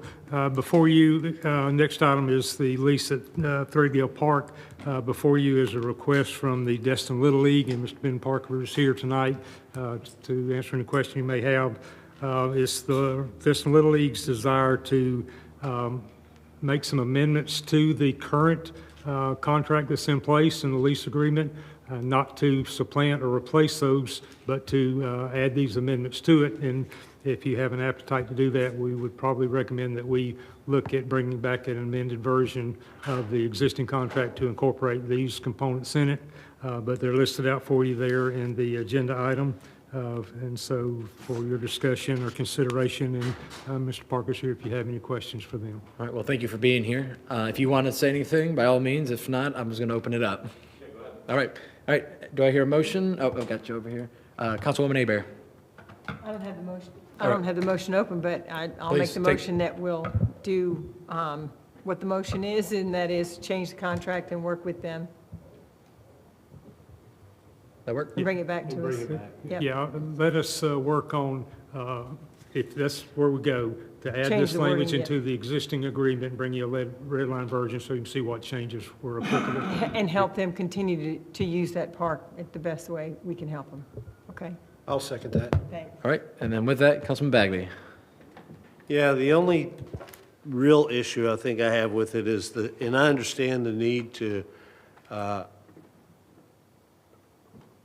regain the value of the money that they're going to put in, but a 20-year lease is, even though we have a 6-month, both sides have a 6-month opt-out, I would ask that we make it a 10-year lease, not a 20-year lease with renewable 5-year timeframes. That 20 years is just too long.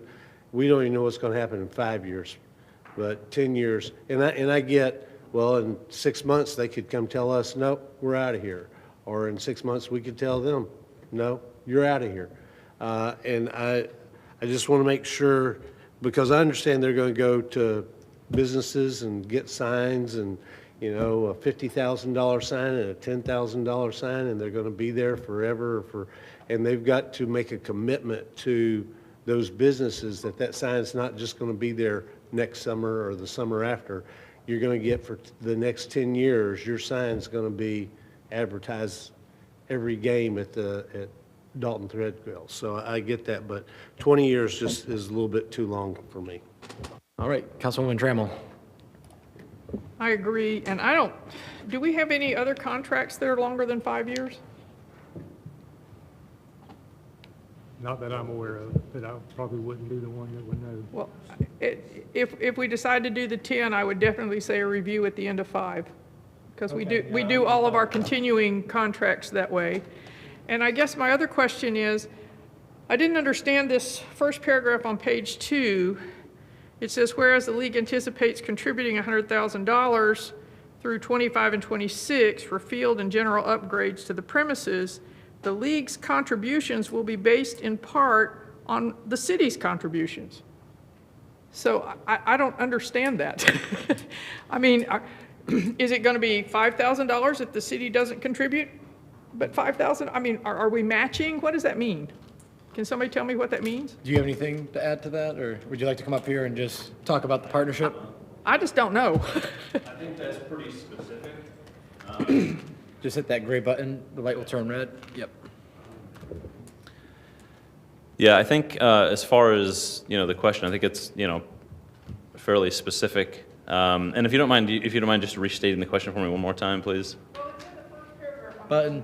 The second page, and essentially it says that you plan on doing the $100,000 in the next 2 years. I get that, for upgrades on the premises. But the league contributions will be based in part on city contributions. I didn't know what that particular sentence meant. Okay, so I think that doesn't necessarily mean, I think what you're reading that as maybe financial. I think it's in part potentially financial, and I think that's discussions for down the road. Right now, that's not really our priority is really the time frame that we have with the park and it, having full access throughout the year.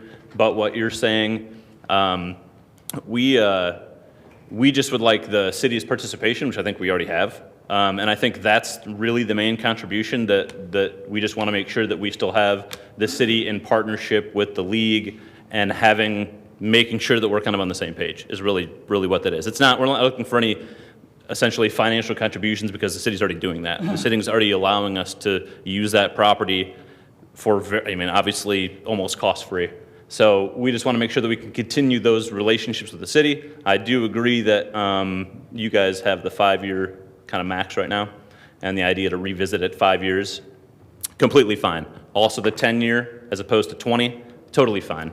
The main focus is that we want to make sure that we can utilize the facility throughout the year, and that the money that we're putting into it as a league and as partners who want to get involved, they have a little bit of security as well, so that we can just, everybody feels more comfortable in making changes, really. Okay, and I guess my next question is for Lisa. What does the city do with the fields now outside of baseball season? Right now, well, the last couple of years, Little League did use the fields in the fall. So there's not really a lot of difference right now because they have been using it year-round. But they had to come to us and ask for that, and we are able to use it. Like we had flag football there. We've rented different, travel baseball we put there. So we have used it in the past for revenue or for any of our programs. So according to what I understand of this, which may be wrong, I don't know. In the future, if we want to do travel ball there, we have to ask their permission? Correct. Is that correct? Correct. If the change is made. Yeah, if the change is made that way? Okay, all right. I just want to make sure I understand all this. And so at the last paragraph, it says that you anticipate an additional $10,000 to $15,000 annually for maintenance and improvements. Is that on your end or the city's end? Who's paying for that extra $10,000 to $15,000? That's the league. Okay, all right. Just wanted to make sure. Thank you. That's all I had. Councilman Destin. Thank you, Mayor. And while I fully understand the league's desire to be able to stretch out the time that they can sell their signs for and therefore raise more money, a number of the bullets in this changes give me pause. One of them is, Ms. Trammell pointed out, or Mr. Bagby, the extension out to 20 years makes me very uncomfortable. The change on what is permitted on the premises, that makes me uncomfortable. It appears that anything okayed by the league would be permitted. And, that's located in a residential zone. I know that it's restricted somewhat by the ordinance, but then it says, basically, the burden of proof would be on us, I suppose, to say it's not going to be allowed. And I like having the use of the fields when they're not being used by the Little League. If they use them the whole time, then that's okay too. So I fully support their need to be able to have a longer time period for their sale of their advertisement. And, I think I'll make a substitute motion that we renew the lease for an additional 5 years after it expires now, which would give them 8 years and under the terms of the current contract. Okay, I have a substitute motion on the floor. I'll second that. I'm not clear on Yeah. it. When you said under the terms of the current contract? Yes. Did you mean everything stays the same except for the term, or did you, That's exactly what I mean. so you would be rejecting all of the proposal except for an extended I'm happy timeframe? with the way the contract is now. Gotcha. I do sympathize with their need to have a longer period of time so that they can raise money. But, I'm sorry. Councilman Dow. Go. Is Councilman Destin done? Yeah, are you done, Destin? Yeah, we've got a second, so Yeah, anybody else you're wants good. to discuss? Yeah. Yep. So I was going to move on to the next discussion. Yes, Okay, absolutely. Councilman Gao. I'm okay with the 200,000, or the 20-year, I apologize. I'm okay with the 20-year because, that's a substantial financial contribution, and I feel they need some sense of security if they're going to do that. Besides, we have 6-month opt-out, so at any time, either party feels that this isn't working, we can opt out. It shouldn't make that much of a difference. And regardless how you interpret the city's obligation, we can always initiate the leave or terminate the contract. So I'm fine with the 20-year contract. With that, I don't know if you kind of have the contract memorized by heart at this point. Is there like a top 1, 2, or 3 priorities that like really would, outside the timeline, I think everyone's kind of getting there. Is there things, if we're gonna, we got a substitute motion on the floor to basically say we're not doing any of this. Is there 1 or 2 things in here that are a crux or a critical thing for you guys and your success? The uninterrupted season, essentially, like Lisa said, it essentially is that now. We just have to make a request in order to be there. And I think both partners still have responsibilities even during the off season. The real reason is just to expedite some of the communication, to limit having to go back and forth continually, because let's be honest, the Little League does utilize that facility more than the city does during the off-season.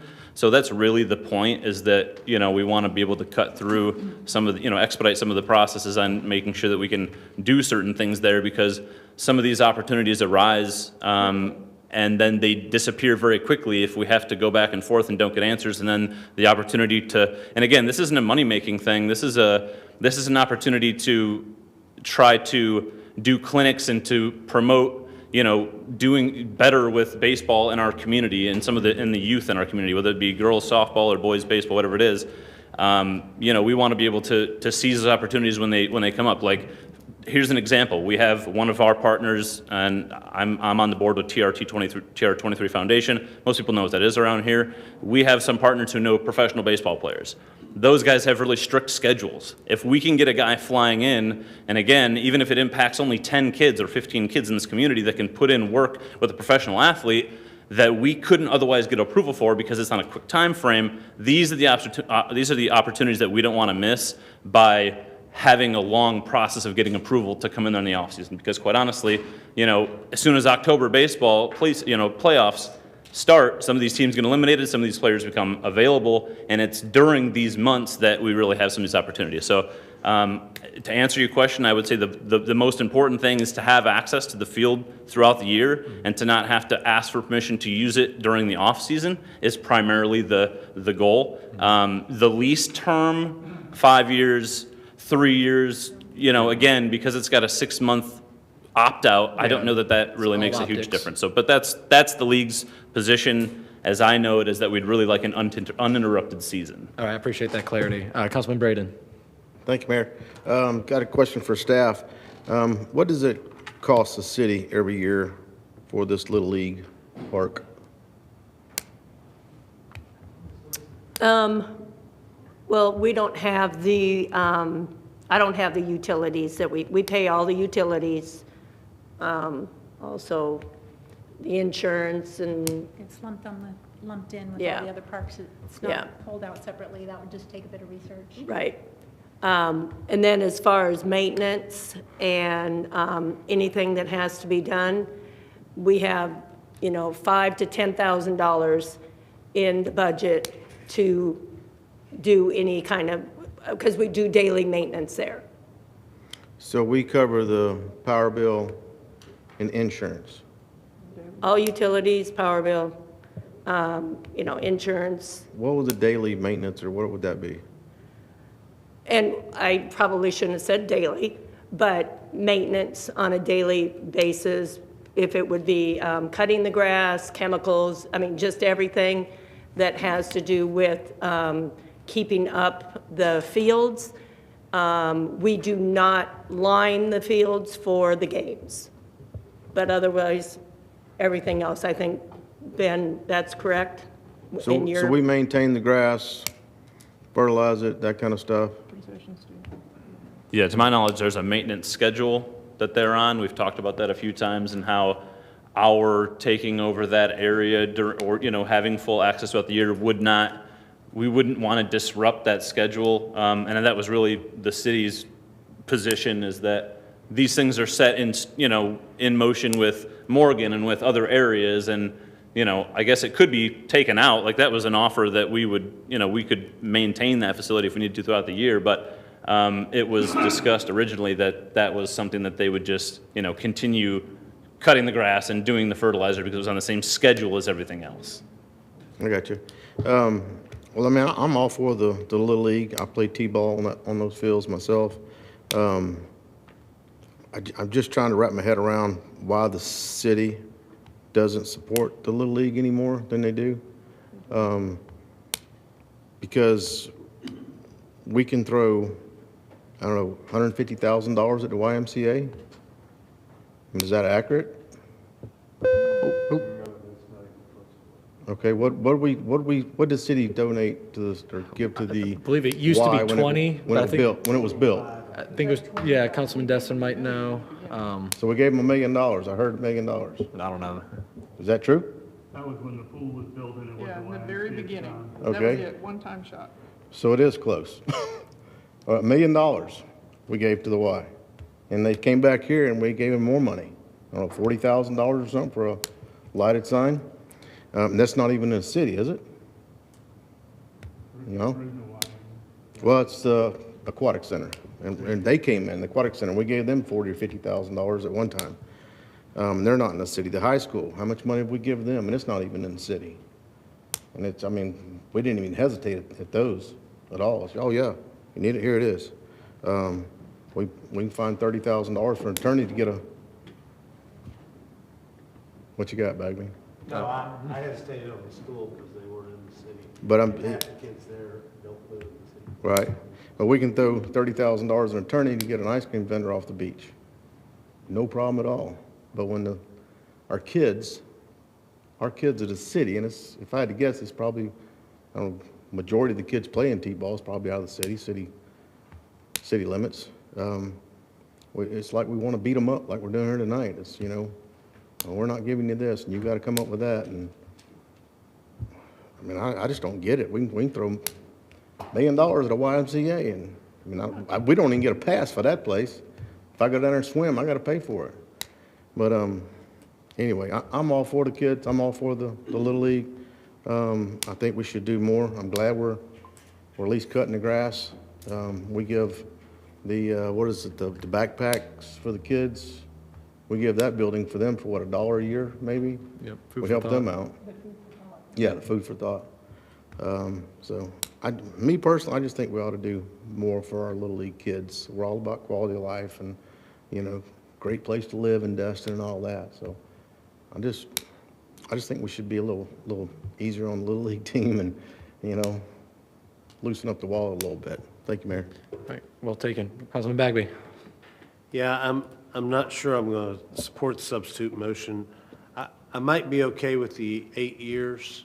I would prefer 10, but 8, I'm not going to probably fight over that. But as I understand the substitute motion, it would basically keep the current contract in place, but just extend it an additional 5 years.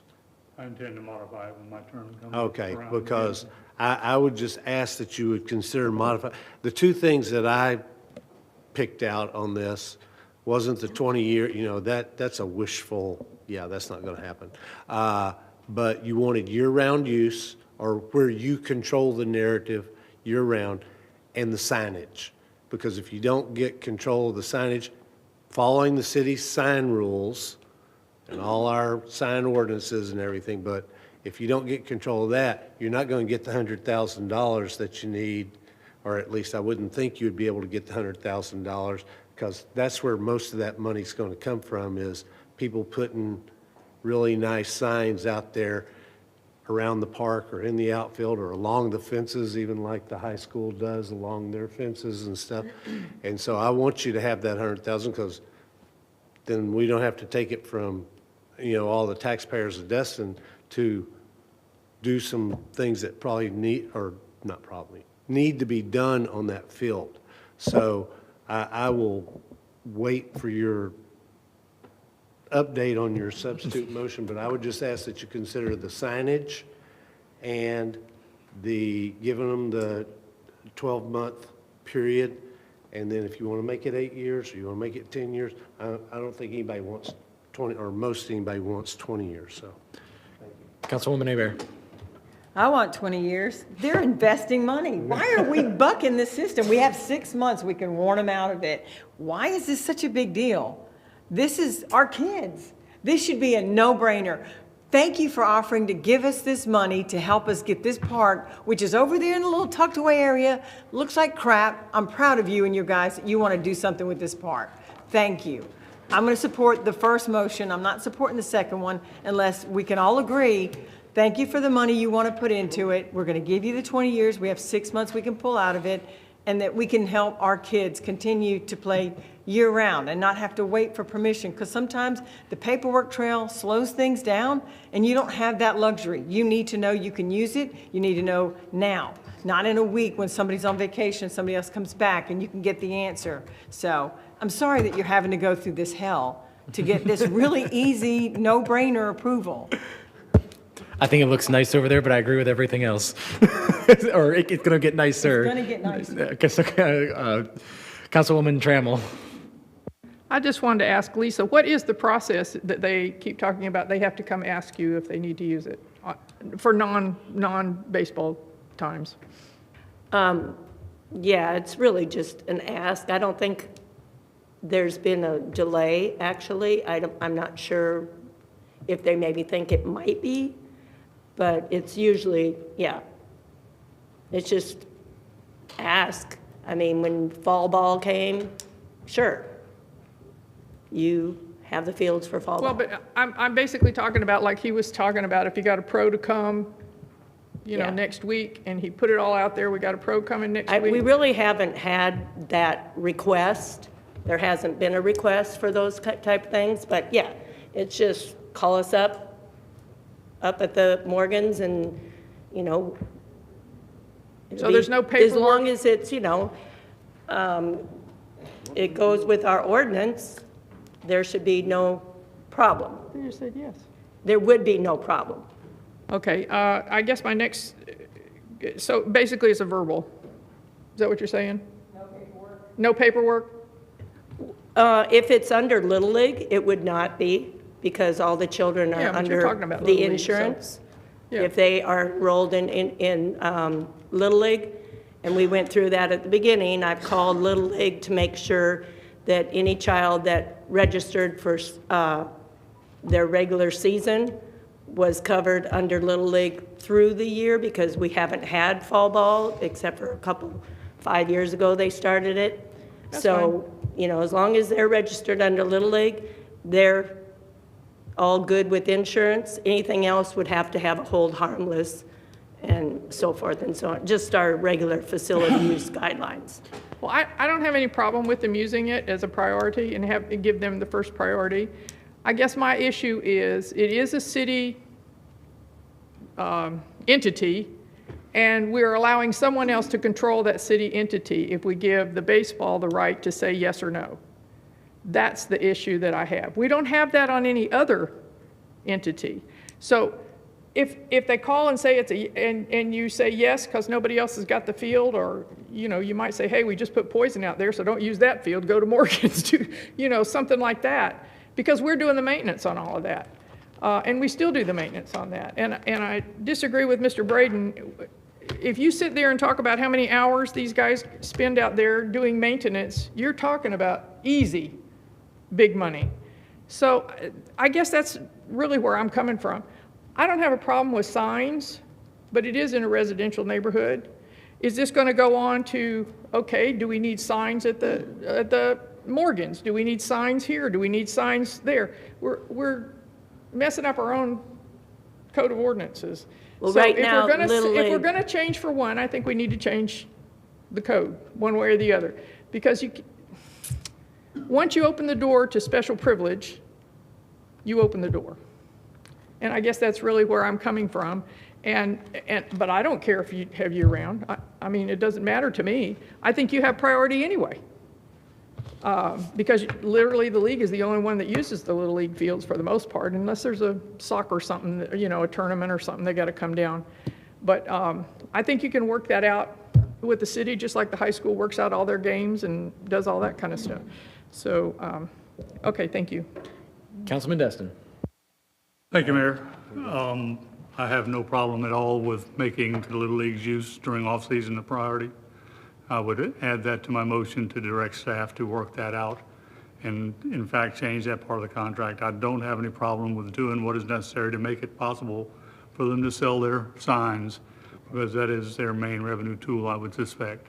And so I would also add into the substitute motion that the city work on the contract to work out that issue. I'll second that. Yep, thanks. And with all due respect, I don't think asking or talking about the details of the contract is putting the Little League through hell. And as Mr. Rodney's need or observation that we need to give them some more money, I couldn't agree more.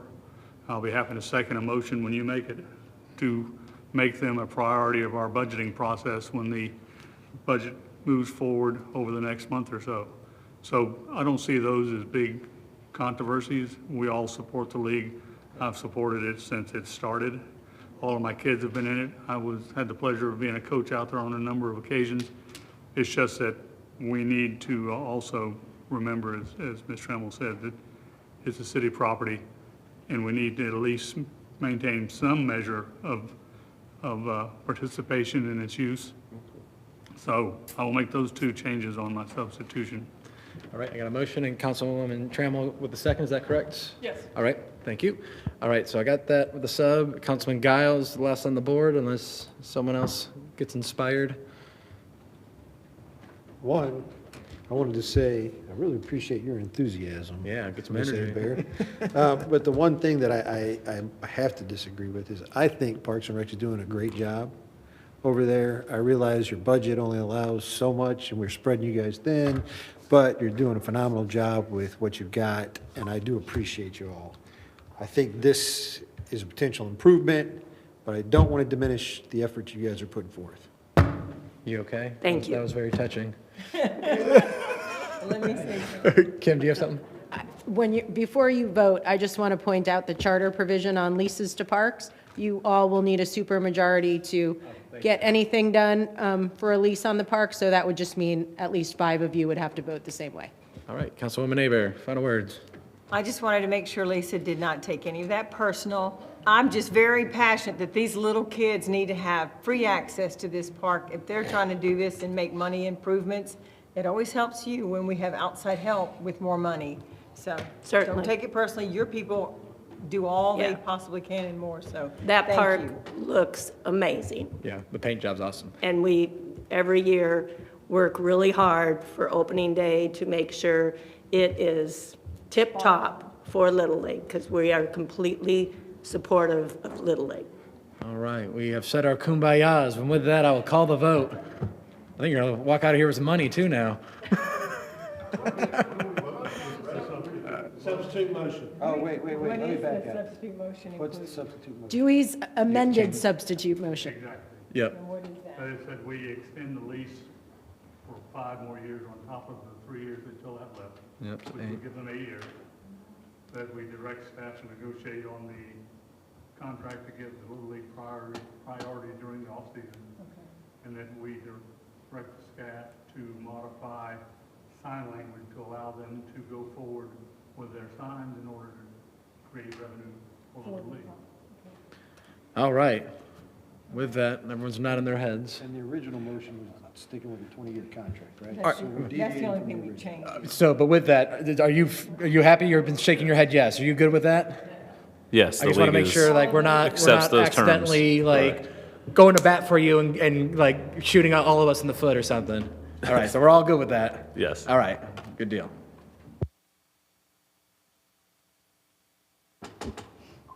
All right, ayes have it, so moved.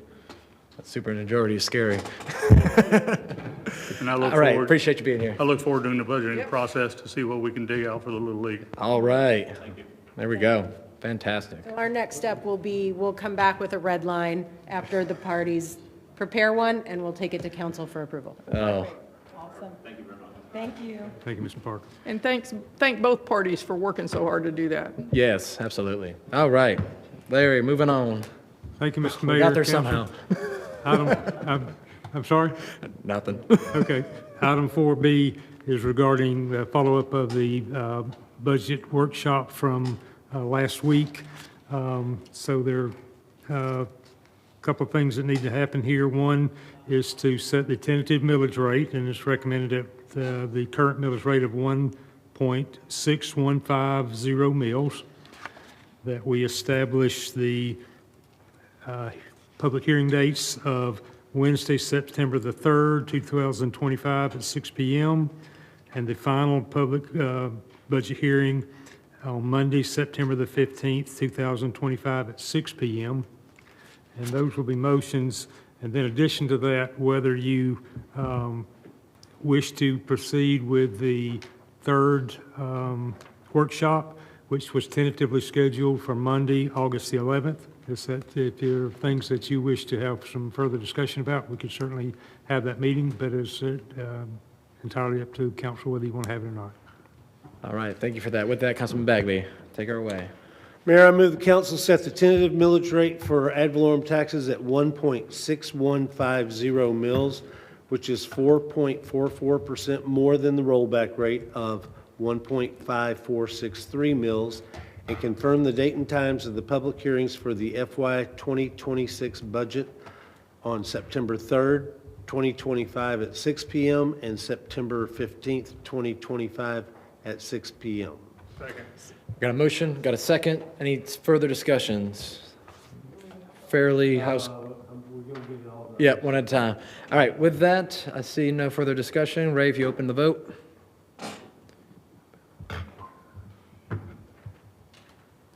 All right, ayes have it 6-0, so moved. Mayor? Bring her home. Yeah, well, I've got, if Jamie's ready with her slides, before we get to the budget hearing, give everybody, don't care one way or the other on the optional budget hearing. So I would like Jamie, I've asked her to put together a couple of slides to give the staff the option to opt into FRS and Social Security, not require it, but we have to make a decision, and we have to make it now because to get everything in place by October 1st for those staff members who wish to go into FRS, Jamie actually has to start this week or next week moving that train. So Jamie, if you would go ahead, and then I'll make a motion after. Of course. Good evening, Mayor and Council. So we do have FRS contributions in the FY26 budget, and if you all want those contributions to start on October 1st, as Mr. Bagby said, we do have an administrative process we have to go through starting now to prepare us to start making those contributions. So I just quickly want to give you an overview of what we're currently doing, what FRS would be, and a path to that, or a timeline. So currently we have our thrift savings plan in lieu of Social Security. That is where the city will contribute 7.5% to the thrift plan for the employee. If the employee chooses to contribute 5% to their own 457 plan, the city will then match that 5% back to the thrift plan. That 5% match is on a 7-year graduated vesting schedule. So from for less than 3 years, you're at a 0% vesting, and then it starts 20% starting from years 3 to 7. What staff would like to do moving forward, if employees elect to move to FRS and leave the thrift savings plan, as long as they stay employed with the city, we would like to stop their contributions, but allow them to continue to vest on that match portion that they've contributed. Any questions on the thrift plan?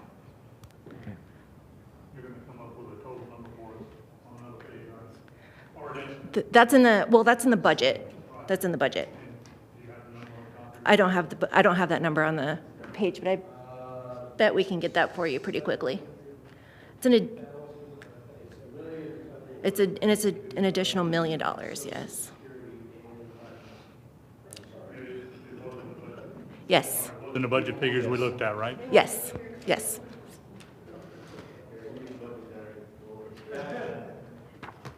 Hang on.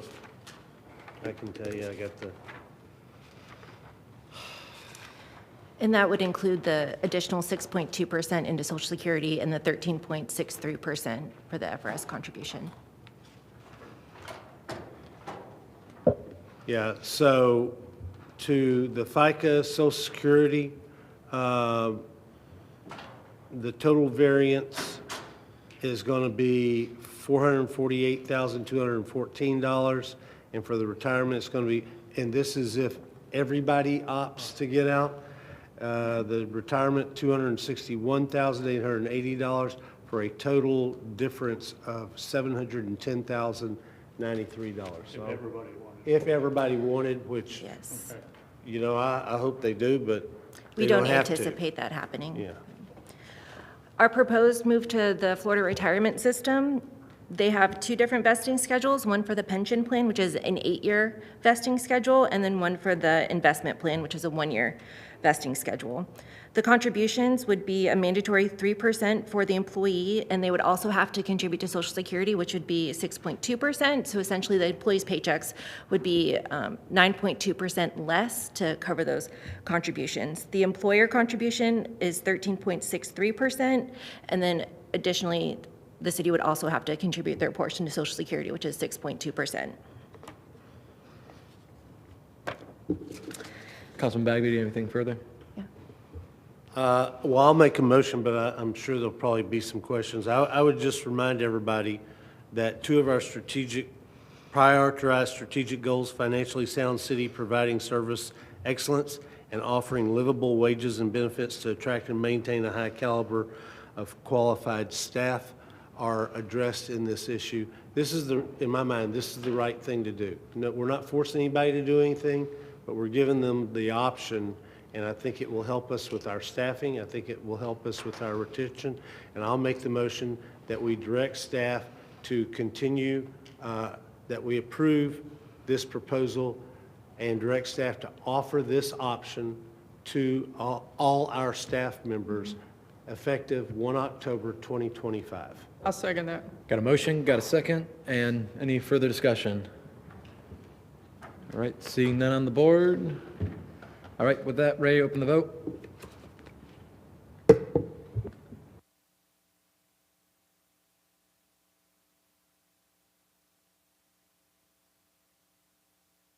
All right, ayes have it, 6-0. Awesome. Perfect. Any final words? Well, I'm not particularly, not for HR. I'm not particularly hard over for a third workshop. I do know that there are a couple issues on the table. There is the issue of, do we want to provide additional funding or whatever for the Little League folks or for Dalton Threadgill or whatever?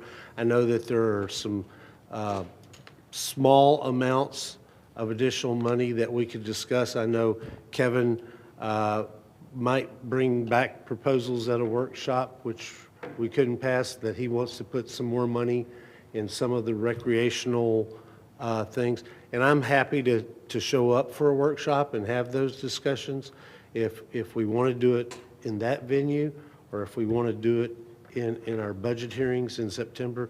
Either way, I'm happy. It doesn't matter to me. We probably might want to have a quick workshop just to, if the ball folks are gone, but if they can get back in time for that workshop in a couple of weeks. But I don't personally need it. I've been through the budget. I'm comfortable with the budget.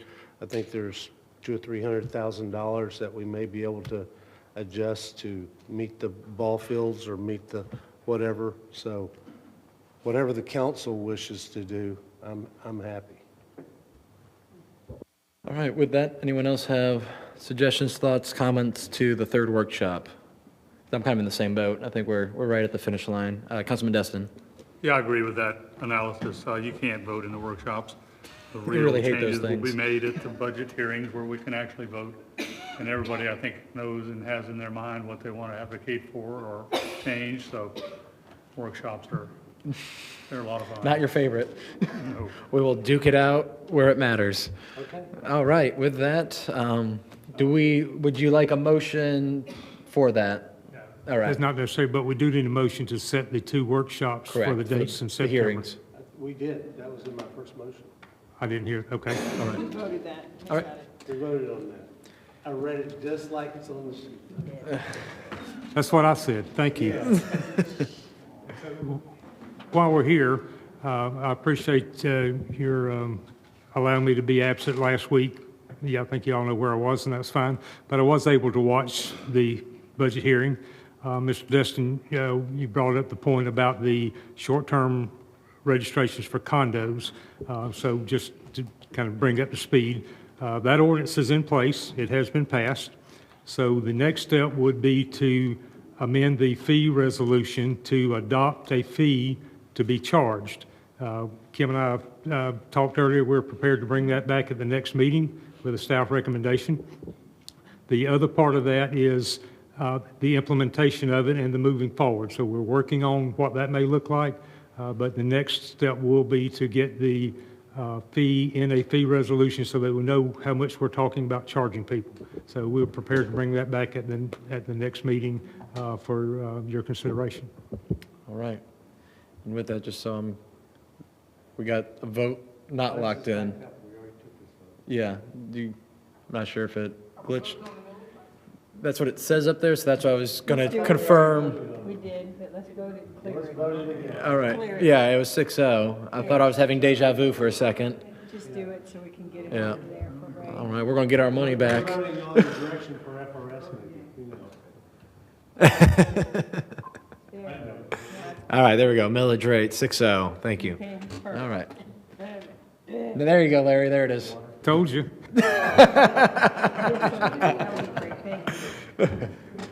Okay. Oh, next item is regarding the comprehensive paid parking solution.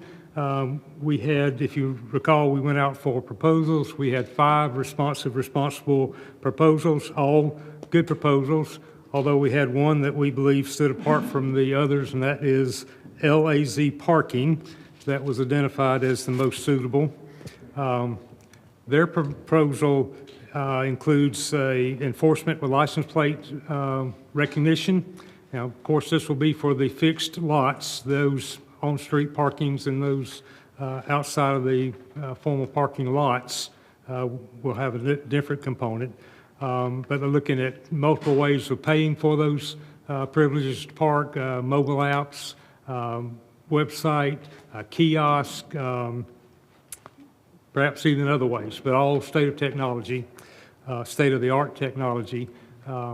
And all of this is in-house to these folks. It was one of the, if not the only one, that kind of gave nuts to bolts, that everything was under their purview, so they didn't have to sub any of it out. One of the things that they did propose that we would like to consider is a on-site parking enforcement attendant. So the areas where the license plate readers or the kiosks or some of those other mechanisms would not be feasible, they would have a live presence monitoring the parking and issuing citations as appropriate. What we're asking tonight is that we identify last parking as the top proposer and allow staff to enter into some negotiations to get a global feeling of what implementing these components of this plan would be, including the presence of an on-site officer to enforce the parking regulations that we lay before them.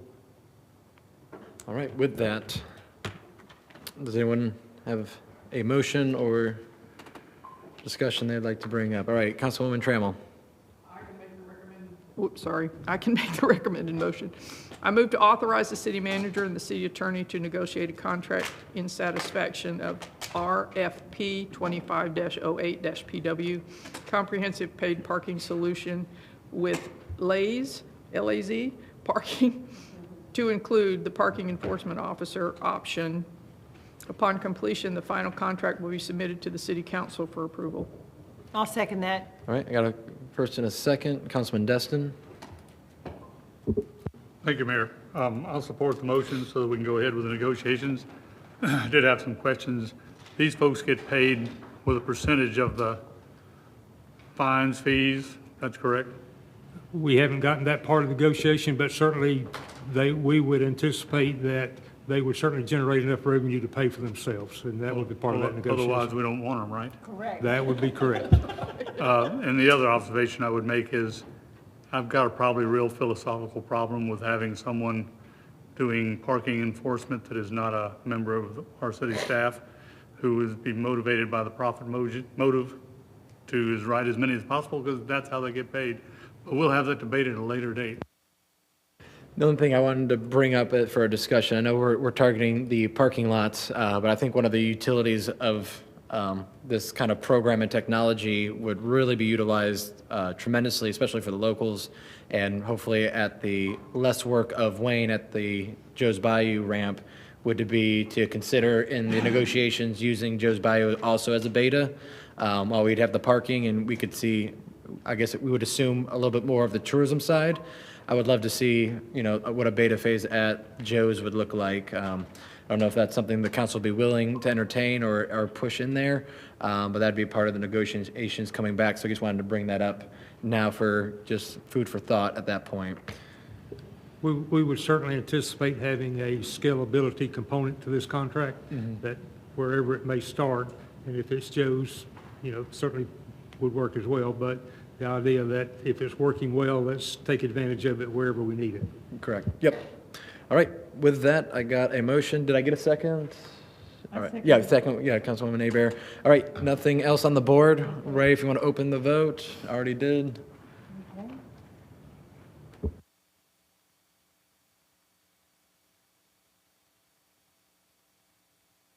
All right, 6-0, so moved. Appreciate that. All right. 4D and 4E are standard operation financial and capital project status. Moving on from there, Dr. Young, do you have some announcements? Sure do. Good evening, Mayor and Council. Going again. Construction work around Sandalwood Drive and Beach Drive will begin later this month for the Crosstown Connector. Health Associates in the city have a public engagement plan in place to share information with surrounding properties to keep them apprised of all the work with Phase 1. And Phase 1 includes the construction of a new stormwater drainage pond with underground filtration, pipe and drainage inlets, and all of that is expected to be completed. Phase 1 is expected to be completed in early 2026. Our big truck event will be held Friday, August 1st at the Community Center from 9 to 11 a.m. We'll be breaking ground on our new pickleball courts in early August, and we will do a huge splash once those pickleball courts are in place, and we're going to be working with the local pickleball associations to do that. We have new signage out at Osteen Beach access with a warning of strong currents. We've got 2 signs up, one at the beach and one at the start of the trail. We successfully hosted about 25 citizens last week at an undergrounding forum. We appreciate the reps from Destin Water Users, Cox, Live Oak, Gigapower, Okaloosa Gas, and Utility Consultants of Florida who showed up and spent the evening with us helping to provide resolution on some much-needed areas to citizens. The Florida League of Mayors was here for a meeting last week, and Mayor Wagner helped coordinate about 20 mayors as they spent time around Destin and also a bit of time at City Hall. And lastly, the field lights and also the east and west parking lots at Morgan's are being replaced. That work started last week, and the new LEDs are going on already existing poles, and that work should be completed by the end of September. Thank you. All right, appreciate the update. With that, Ms. Kopp. Thank you, Mayor. The first public hearing is ordinance number 2417 CC, an ordinance of the City of Destin, Florida, amending Chapter 6 of the Code of Ordinances to create a new Article 5 Property Maintenance Code, providing for findings of fact, providing for incorporation into the Code of Ordinances, providing for conflicting provisions, providing for severability, and providing for an effective date. This is second reading. We made the changes to the ordinance that council requested at first reading. So if you have any questions, let me know. All right, thank you. And with this being a public hearing at this time, if anyone wishes to speak on this specific topic, this is your time to do so. Jim's shaking his head no, getting some no's. All right, we'll close public comments, and I'll entertain a motion at this time. I move the City Council adopt ordinance 24-17-CC, Property Maintenance Code on second reading. I got my motion. Second. Councilman Gao with the second. Councilman Destin on the floor. At the last meeting, we proposed to make a couple of changes. One was that these determinations were appealable to the council. I noticed in the text of the ordinance it says 5 days. Yeah. 5 days is far too short. And I will make a motion to amend this to say 14 days. Okay. Second. All right, I got a motion and a second on the sub. And with that, any discussion further? Would be 14 days on what? I'm sorry. It gives you 14 days to appeal the decision made by the. Yeah. And just to let everyone know that 14 days or 5 days, now going to 14, it is to provide the city with your notice of appeal. It doesn't mean you have to get to the council within 14 days. So once the decision is rendered by staff, the aggrieved party would have 14 days to tell us they want to appeal, and then we'd schedule them for the next available council meeting. Okay, so they still have their time to get to council. It's just for their time to tell us they're appealing. Tell us that they're If coming they in. don't tell us within 14 days, or currently Five, five, yeah. but if they don't tell us, they will not be able to appeal to council. They would just go through the magistrate process. Okay, Councilman Guile? I was just going to, Councilman Dustin, could you please repeat your alternate motion with the mic on so we can get a recording? No, it's not an alternate motion, it's a motion to amend what we are voting on, to change the appeal timeframe from 5 days, which is pretty compressed, to 14, which is more reasonable and is more in compliance with what we generally do. Thank you, sir. All right, with that, my only question, is that up for a second reading for a minor change like that? That's the only change you're making. I can change a 5 to a 14 without bringing it back. If there's other changes that aren't so clear, then we might come back. Fair enough. All right. All right, seeing nothing on the board. I have a Ray? question. Yes. Mayor, does it have to be a motion to amend, or can we just amend the recommended motion to include the 14 days? Yeah, I believe amending this would also be approving second reading with the amended. As amended. That's what I don't see anything else on the board, so I was going to call it. Yeah, so currently you'd be adopting the ordinance with the 14-day appeal period instead of 5. All right, and then Councilman Destin, hit the button, Doc. I don't want to tangle the two amendments together because one may pass and one may not, which is, not the way to go forward. So this vote is simply to make that Amend it. amendment. And then we can go forward with the vote to approve on second reading after we Understood. accept or reject the other motion. All right, with that, so right to your point, we are voting on the amendment.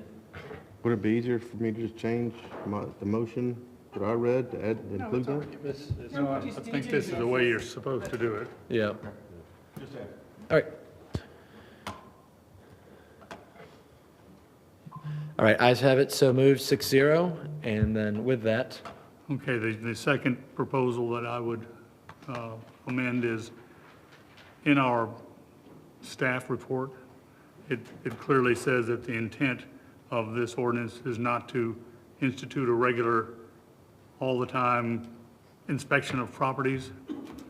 I would like to take the language that is in that staff report and include it into the whereases at the front of the ordinance, so there's no confusion about what it is we're trying to do with this ordinance, which is to make sure we don't allow unsafe and unsanitary and unhealthful things to go forward, but not to institute a whole new standard of inspections. And I'm trying to get this to come up, and it will not, but in the staff. It's there we go. under number 2, discussion, and it's the last 2 sentences of that paragraph. You want me to read it to you?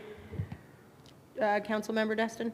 Yep. It Let me says, just- "It is not the intent of the city to drop in and conduct inspections on a regular basis on any property in Destin without due cause. The property maintenance code is to focus on changes of use, problematic, damaged, or dilapidated structures and properties that may become blighted, unkept, or determined to be unsafe to occupants or to the general welfare of the public." And that's exactly what I would like to include into the whereases at the front of the ordinance. And I'll make that as another motion to amend the ordinance. okay. I'll second that. So I got a motion and a second, and I think I heard you right. So the goal there being that we're not creating a overarching, Exactly. Okay. We make it quite clear that we are not. okay, gotcha. All right. adding a whereas. Yeah, I love those whereases. As long as I don't have to read it in front of the public. Oh, jeez. And whereas. All right. Is that a second? Is that going to be a second? I reading? think we're going to bring it back one more time All right. with those 2 Oh, changes. yeah, I'm just curious. Okay. All right. All right, with that, I have the motion. Everyone good with it? We got a second? We'll call the vote for adding another whereas. Yes, 1 year as. All right, ayes have it, so moved, 6-0. And with that, we will bring it back. Yeah. All right, good Thank you, deal. Mayor. The next- Mayor, Yes, sir. when you said bring it back, second reading or back to first reading? Back to second reading. It doesn't change the title, right? No. All right.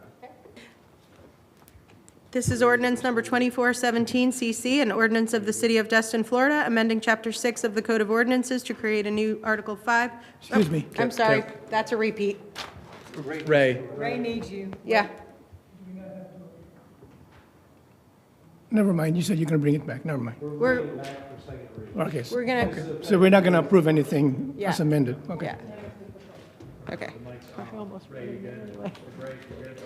Are we good? Yes. All right, I was about to read the same ordinance again, so. Ordinance 2414 LC, an ordinance of the City of Destin, Florida, removing Section 200600 of the Land Development Code, unsafe building abatement, providing for findings of fact, providing for removal from the Land Development Code, providing for conflicting provisions, providing for severability, and providing an effective date. This is second reading.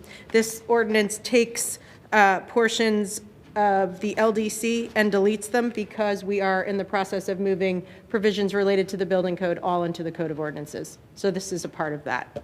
And with this being a public hearing at this time, if anyone wishes to speak from the public on this specific topic, this is your time to do so. All right, seeing no's in the audience. With that, I'll entertain a motion for 2414 LC. Mayor, I'll move that the city council approve ordinance 24-14-LC on second reading. All right, got a motion, I got a second. Any further discussions? All right, seeing none on the board, Ray, open the vote.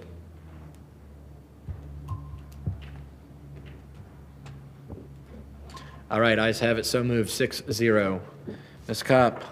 Thank you, Mayor. This is ordinance number 2513 PC, an ordinance of the City of Destin, Florida, making transportation-related amendments to Chapter 1, Future Land Use Element, Chapter 2, Transportation Element, Chapter 9, Capital Improvements Element, Chapter 12, Administration, and Chapter 13, Glossary of the city's comprehensive plan, deleting the multimodal transportation district, providing for goals, objectives, and policies related to the city mobility plan and city mobility fees, providing for transmittal to the Florida Department of Commerce, providing for incorporation into the comprehensive plan, providing for a business impact estimate, providing for conflicting provisions, providing for severability, and providing for an effective date. This is second reading. All right, and this being a public hearing at this time, if anyone wishes to speak on this topic, this is your time to do so. The floor is open for the public for comments. Seeing none, I'll close the public comments at this time and entertain a motion for 2513 PC on second reading. Mayor, I move that the city council adopt proposed ordinance 25-13-PC. All right, Second. got a motion, got a second. Any discussion? Seeing none on the board, open the vote.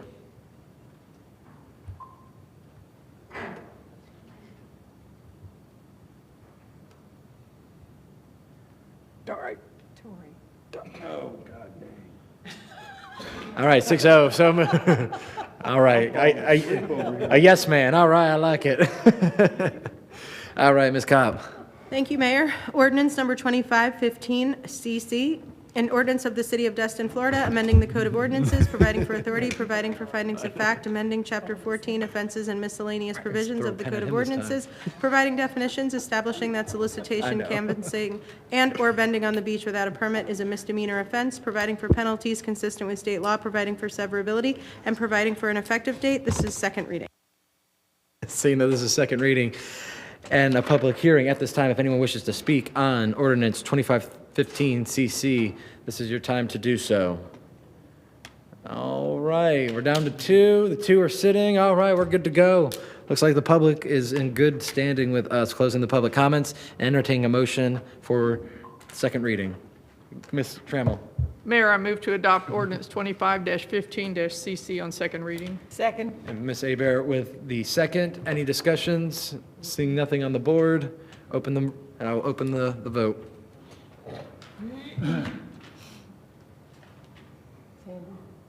What? Oh, I thought it did, sorry. We're on a roll. All right, 6-0, still moving. All right, motion passes. With that, we'll get into comments from the council. Councilmember Braden. Hey, thank you, Mayor. First ones I got is code enforcement. I met with the city manager and Captain Fulgham this past week on a noise complaint, just kind of following up on seeing how that was all working out and where we needed to improve or not improve.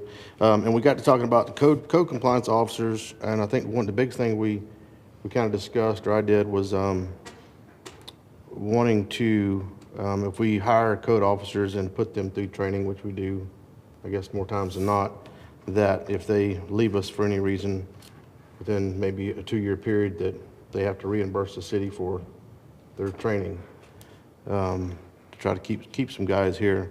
And anything else, if the staff came up with some other recommendations on what we can do to keep good quality code enforcement officers here,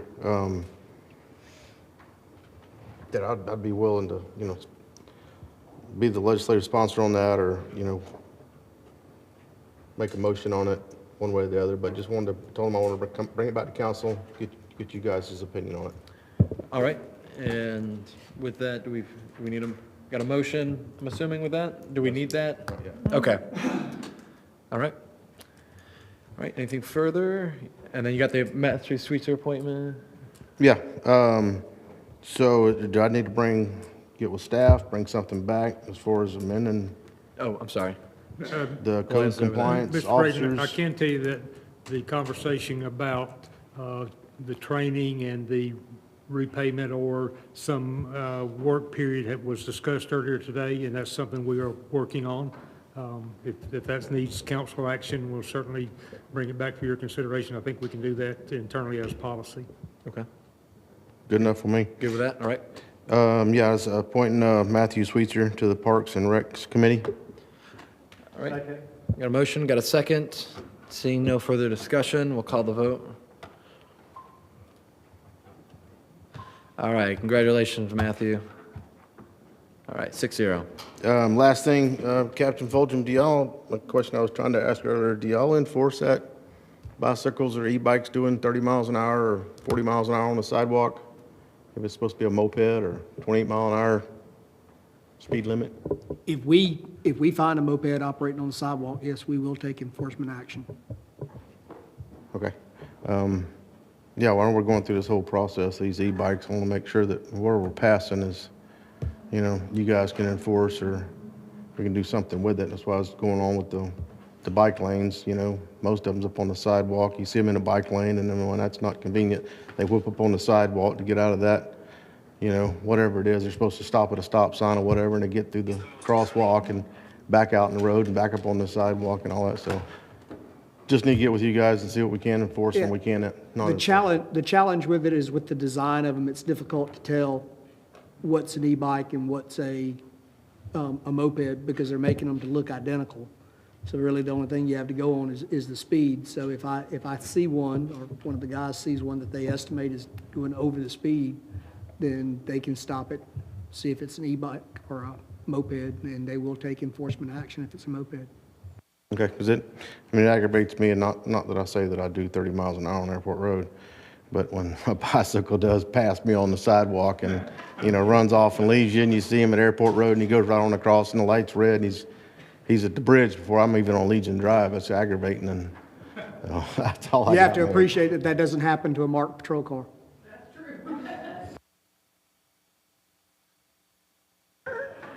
Awesome, I appreciate that. All right. Yes, sir, thank you. Councilmember Trammell. Yes, ma'am. Yeah. On behalf of Councilmember Schmidt, I'd like to nominate Marion Paulino to the Harbor CRA. Second. Got a motion, got a second. Seeing no further discussion, we'll call the vote. All right, ayes have it, so moved, 6-0. And the only other question I have is on Mountain Drive, between the two breweries, I'll put it that way, the same brewery on both sides. There appears to be some new streetlights that have been put up. And I didn't know where those came from, and I didn't know they didn't look anything like we've done before. So Yeah, that's to the why Destin I was Brewery. Yeah, and they hang out over the sidewalk. So have we got a new plan going for the harbor, or is that what that is? They look good. I like them at least. I like them, but there's only 3 of them, But because you all like them so much, I wish I could take credit for them, but I have not seen them yet. I will go by this evening. And I've asked them inside, because I was like, oh, when did we put these up? And they're like, what? So they don't know. It's not like, I don't think they've done it, because they don't know. I don't know anybody that knows. That's why I was asking. The light ferry came on Mountain Drive. Check it out. And I spoke with Michael earlier about some of the ingresses and egresses. The palm trees and other trees are blocking the vision triangle on Mountain Drive, so I'd like them to make that a priority. We've already had one accident this week there. Michael, what's our current policy? Because I know there's several around town. I get them from time to time of just residents asking me, is there a time of year that we knock this out, or is this just an ongoing cycle? Yeah, typically, we'll do that over the winter months. We'll do the tree trimming, but we're actually meeting with Gulf Coast Environmental tomorrow at 1 o'clock, and we're going to go right around every zone. Okay, So awesome. I'll bring that to his Yeah, attention. Legion, Mountain for sure, yeah. Well, one of the things that, if you know palm trees right now, they're putting out their little seeds, and that means we'll have a gazillion of those palm trees in the rights of way that we'll have to now pull out. So it would behoove us to trim the palm trees before those little seeds set on. So they might not be a winter deal. Yep. Have. No, appreciate that. All right, Councilman Destin. Thank you, Mayor. About a month and a half ago, a piece of property became available across from the Taylor Park on Calhoun. I discussed it with the city manager. It's the old Nigerian property, for those of you who remember Jerry. It is for sale. I don't know if you've been able to get an appraisal or move forward at all, but I would ask you to look at that piece, get an appraisal if necessary, and see we could use it for overflow parking at the park. Yes, sir. Okay, and second, I saw a quote from Mr. Dallas addressing his ongoing drainage problem over on Keller that has been coming before us for 3 years or more. And have you guys got any update? Did you evaluate that quote? I'm not even sure how he got it or where it came from, but it seemed to be a solution to his drainage issues. Have we looked at it, and where are we on that issue? Another quote was from our concrete guy. Ah, very good. Based on our design. I don't know if we pulled the trigger on it yet or ready to. Do we know? So kind of slightly complicating factor, when our concrete contractor went out there to assess the job, Mr. Dulles had some ideas of his own that they discussed. So I'm not sure what this quote was for, but I'll certainly see if I can, if you can forward that to me, Mr. Destin, I sure would appreciate that. Yeah, the last communication. 'Cause I haven't got seen from him was that he thought that quote was just perfect. So I hope that's the case. We'll see, huh? Yeah. I will sure contact him. Thank you. Thanks. And for the parcel, just is it adjacent to the league, the Little League, is that what you're saying? No, it's by the Calhoun. Oh, Calhoun Park, okay, gotcha. It's right straight across. Across from it, okay, I see. All right, thank you. Thank you. All right, Councilman Bagby. Mayor, I'd like to nominate Andrea Ansley to the Parks and Recs Committee. Second. All right, Ray, you figure out who said it first. All right, I got a first and a second, and with no further discussion, I'll call the vote. All right, ayes have it, so moved. Congratulations. I'd just like to let you know that the Parks and Rec and the Harbor CRA are now completely full. Boom. Mission successful. Councilman Bagley, anything else? All right, waiving his rights. All right, Councilwoman Aber. Thanks, Mayor. Lisa, I was at the boat ramp, Joe's Bayou, this weekend, and Wayne said, and I witnessed it, are we unable to have somebody from code working that area on the weekends when those boat operators are loading up people? There's been a couple of them. They're not as intense as they have been, and by the time Wayne can get somebody down there, they've already launched and all those people have left. But we watched a family walk over, and I was like, the guy driving that boat doesn't match with the family, so. You profiling? I was profiling. I was like, that guy's got long hair, he looks like a hippie. No, I'm just saying, I think that we need to have some sort of way to monitor that, at least through till Labor Day weekend, and make sure they're not still managing to get in and out of there. On that, we have the live cam down there. Are we able to pull recording from the live cam of Joe's Bayou now? Yeah, the life cam is there for that reason. Yeah. Okay. Well, can we retroactively look that up and slap a fine? I think they it's hold for the 30 recording days. so we should You be- can go back. Okay. So we should be able to. And I would hope to think That's not that me. you would see the boat that's illegal, there. I don't know if you'd be able to capture any of the numbers of them, because I don't know if they're physically launching there at Joe's Bayou, but the people are parking at Mattie Kelly, walking over, getting on the pier, and getting on the pontoon Yeah. boat that has come around from somewhere else. Yes, we have them coming from the Army Rec on the other side of the bay. Yep. And they're not commercial because they rented the pontoon and then they pick up their people there. Yeah. So that's kind of a goofy little one, but we kind of tell them, you need to find another place because you're taking up our parking. That's Right. really about the only thing they're doing wrong.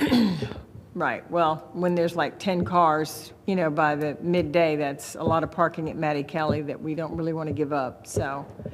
Well, that's all I had, other than they're doing a great job down there. And again, your parks folks are just nonstop, hard charging. I see them out there early on Saturdays, cleaning the parks, Main Street. It's just, you got a great crew. Thanks, Lisa. Thank you. All right, Councilman Giles. I have nothing. Oh, but you got project statuses and updates. Just a placeholder. Just kidding. All right, Schmidt's not here. I got nothing. City Attorney. I have two things.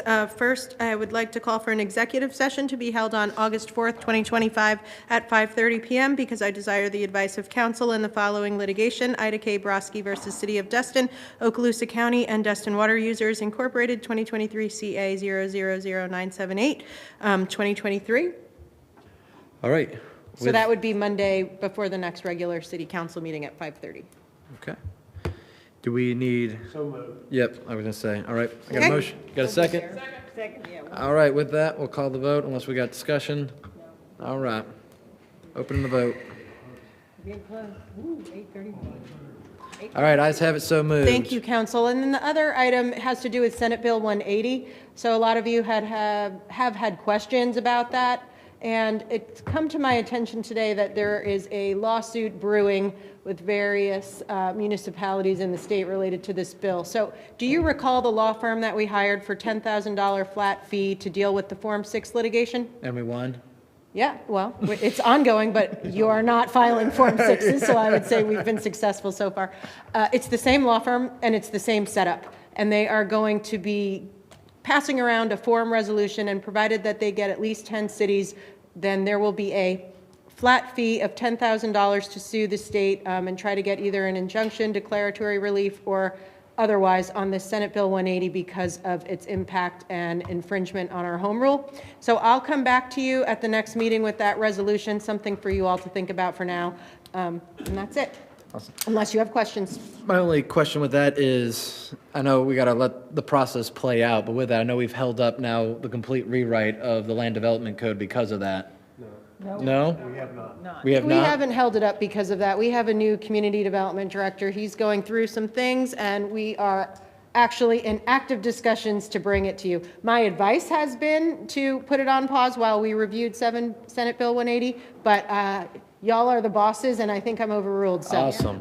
As long as we keep moving forward, I'll give you as much time as you need, but I was just making sure we weren't holding it up. I'm making sure we're going against your judgment. So, but I will bring the resolution back, and I know at least one city has already signed on, and I'm Okay. sure that that number will grow. Councilman Bagby. Yeah, I had conversation with the staff during my pre-brief specifically about this and about not holding it up.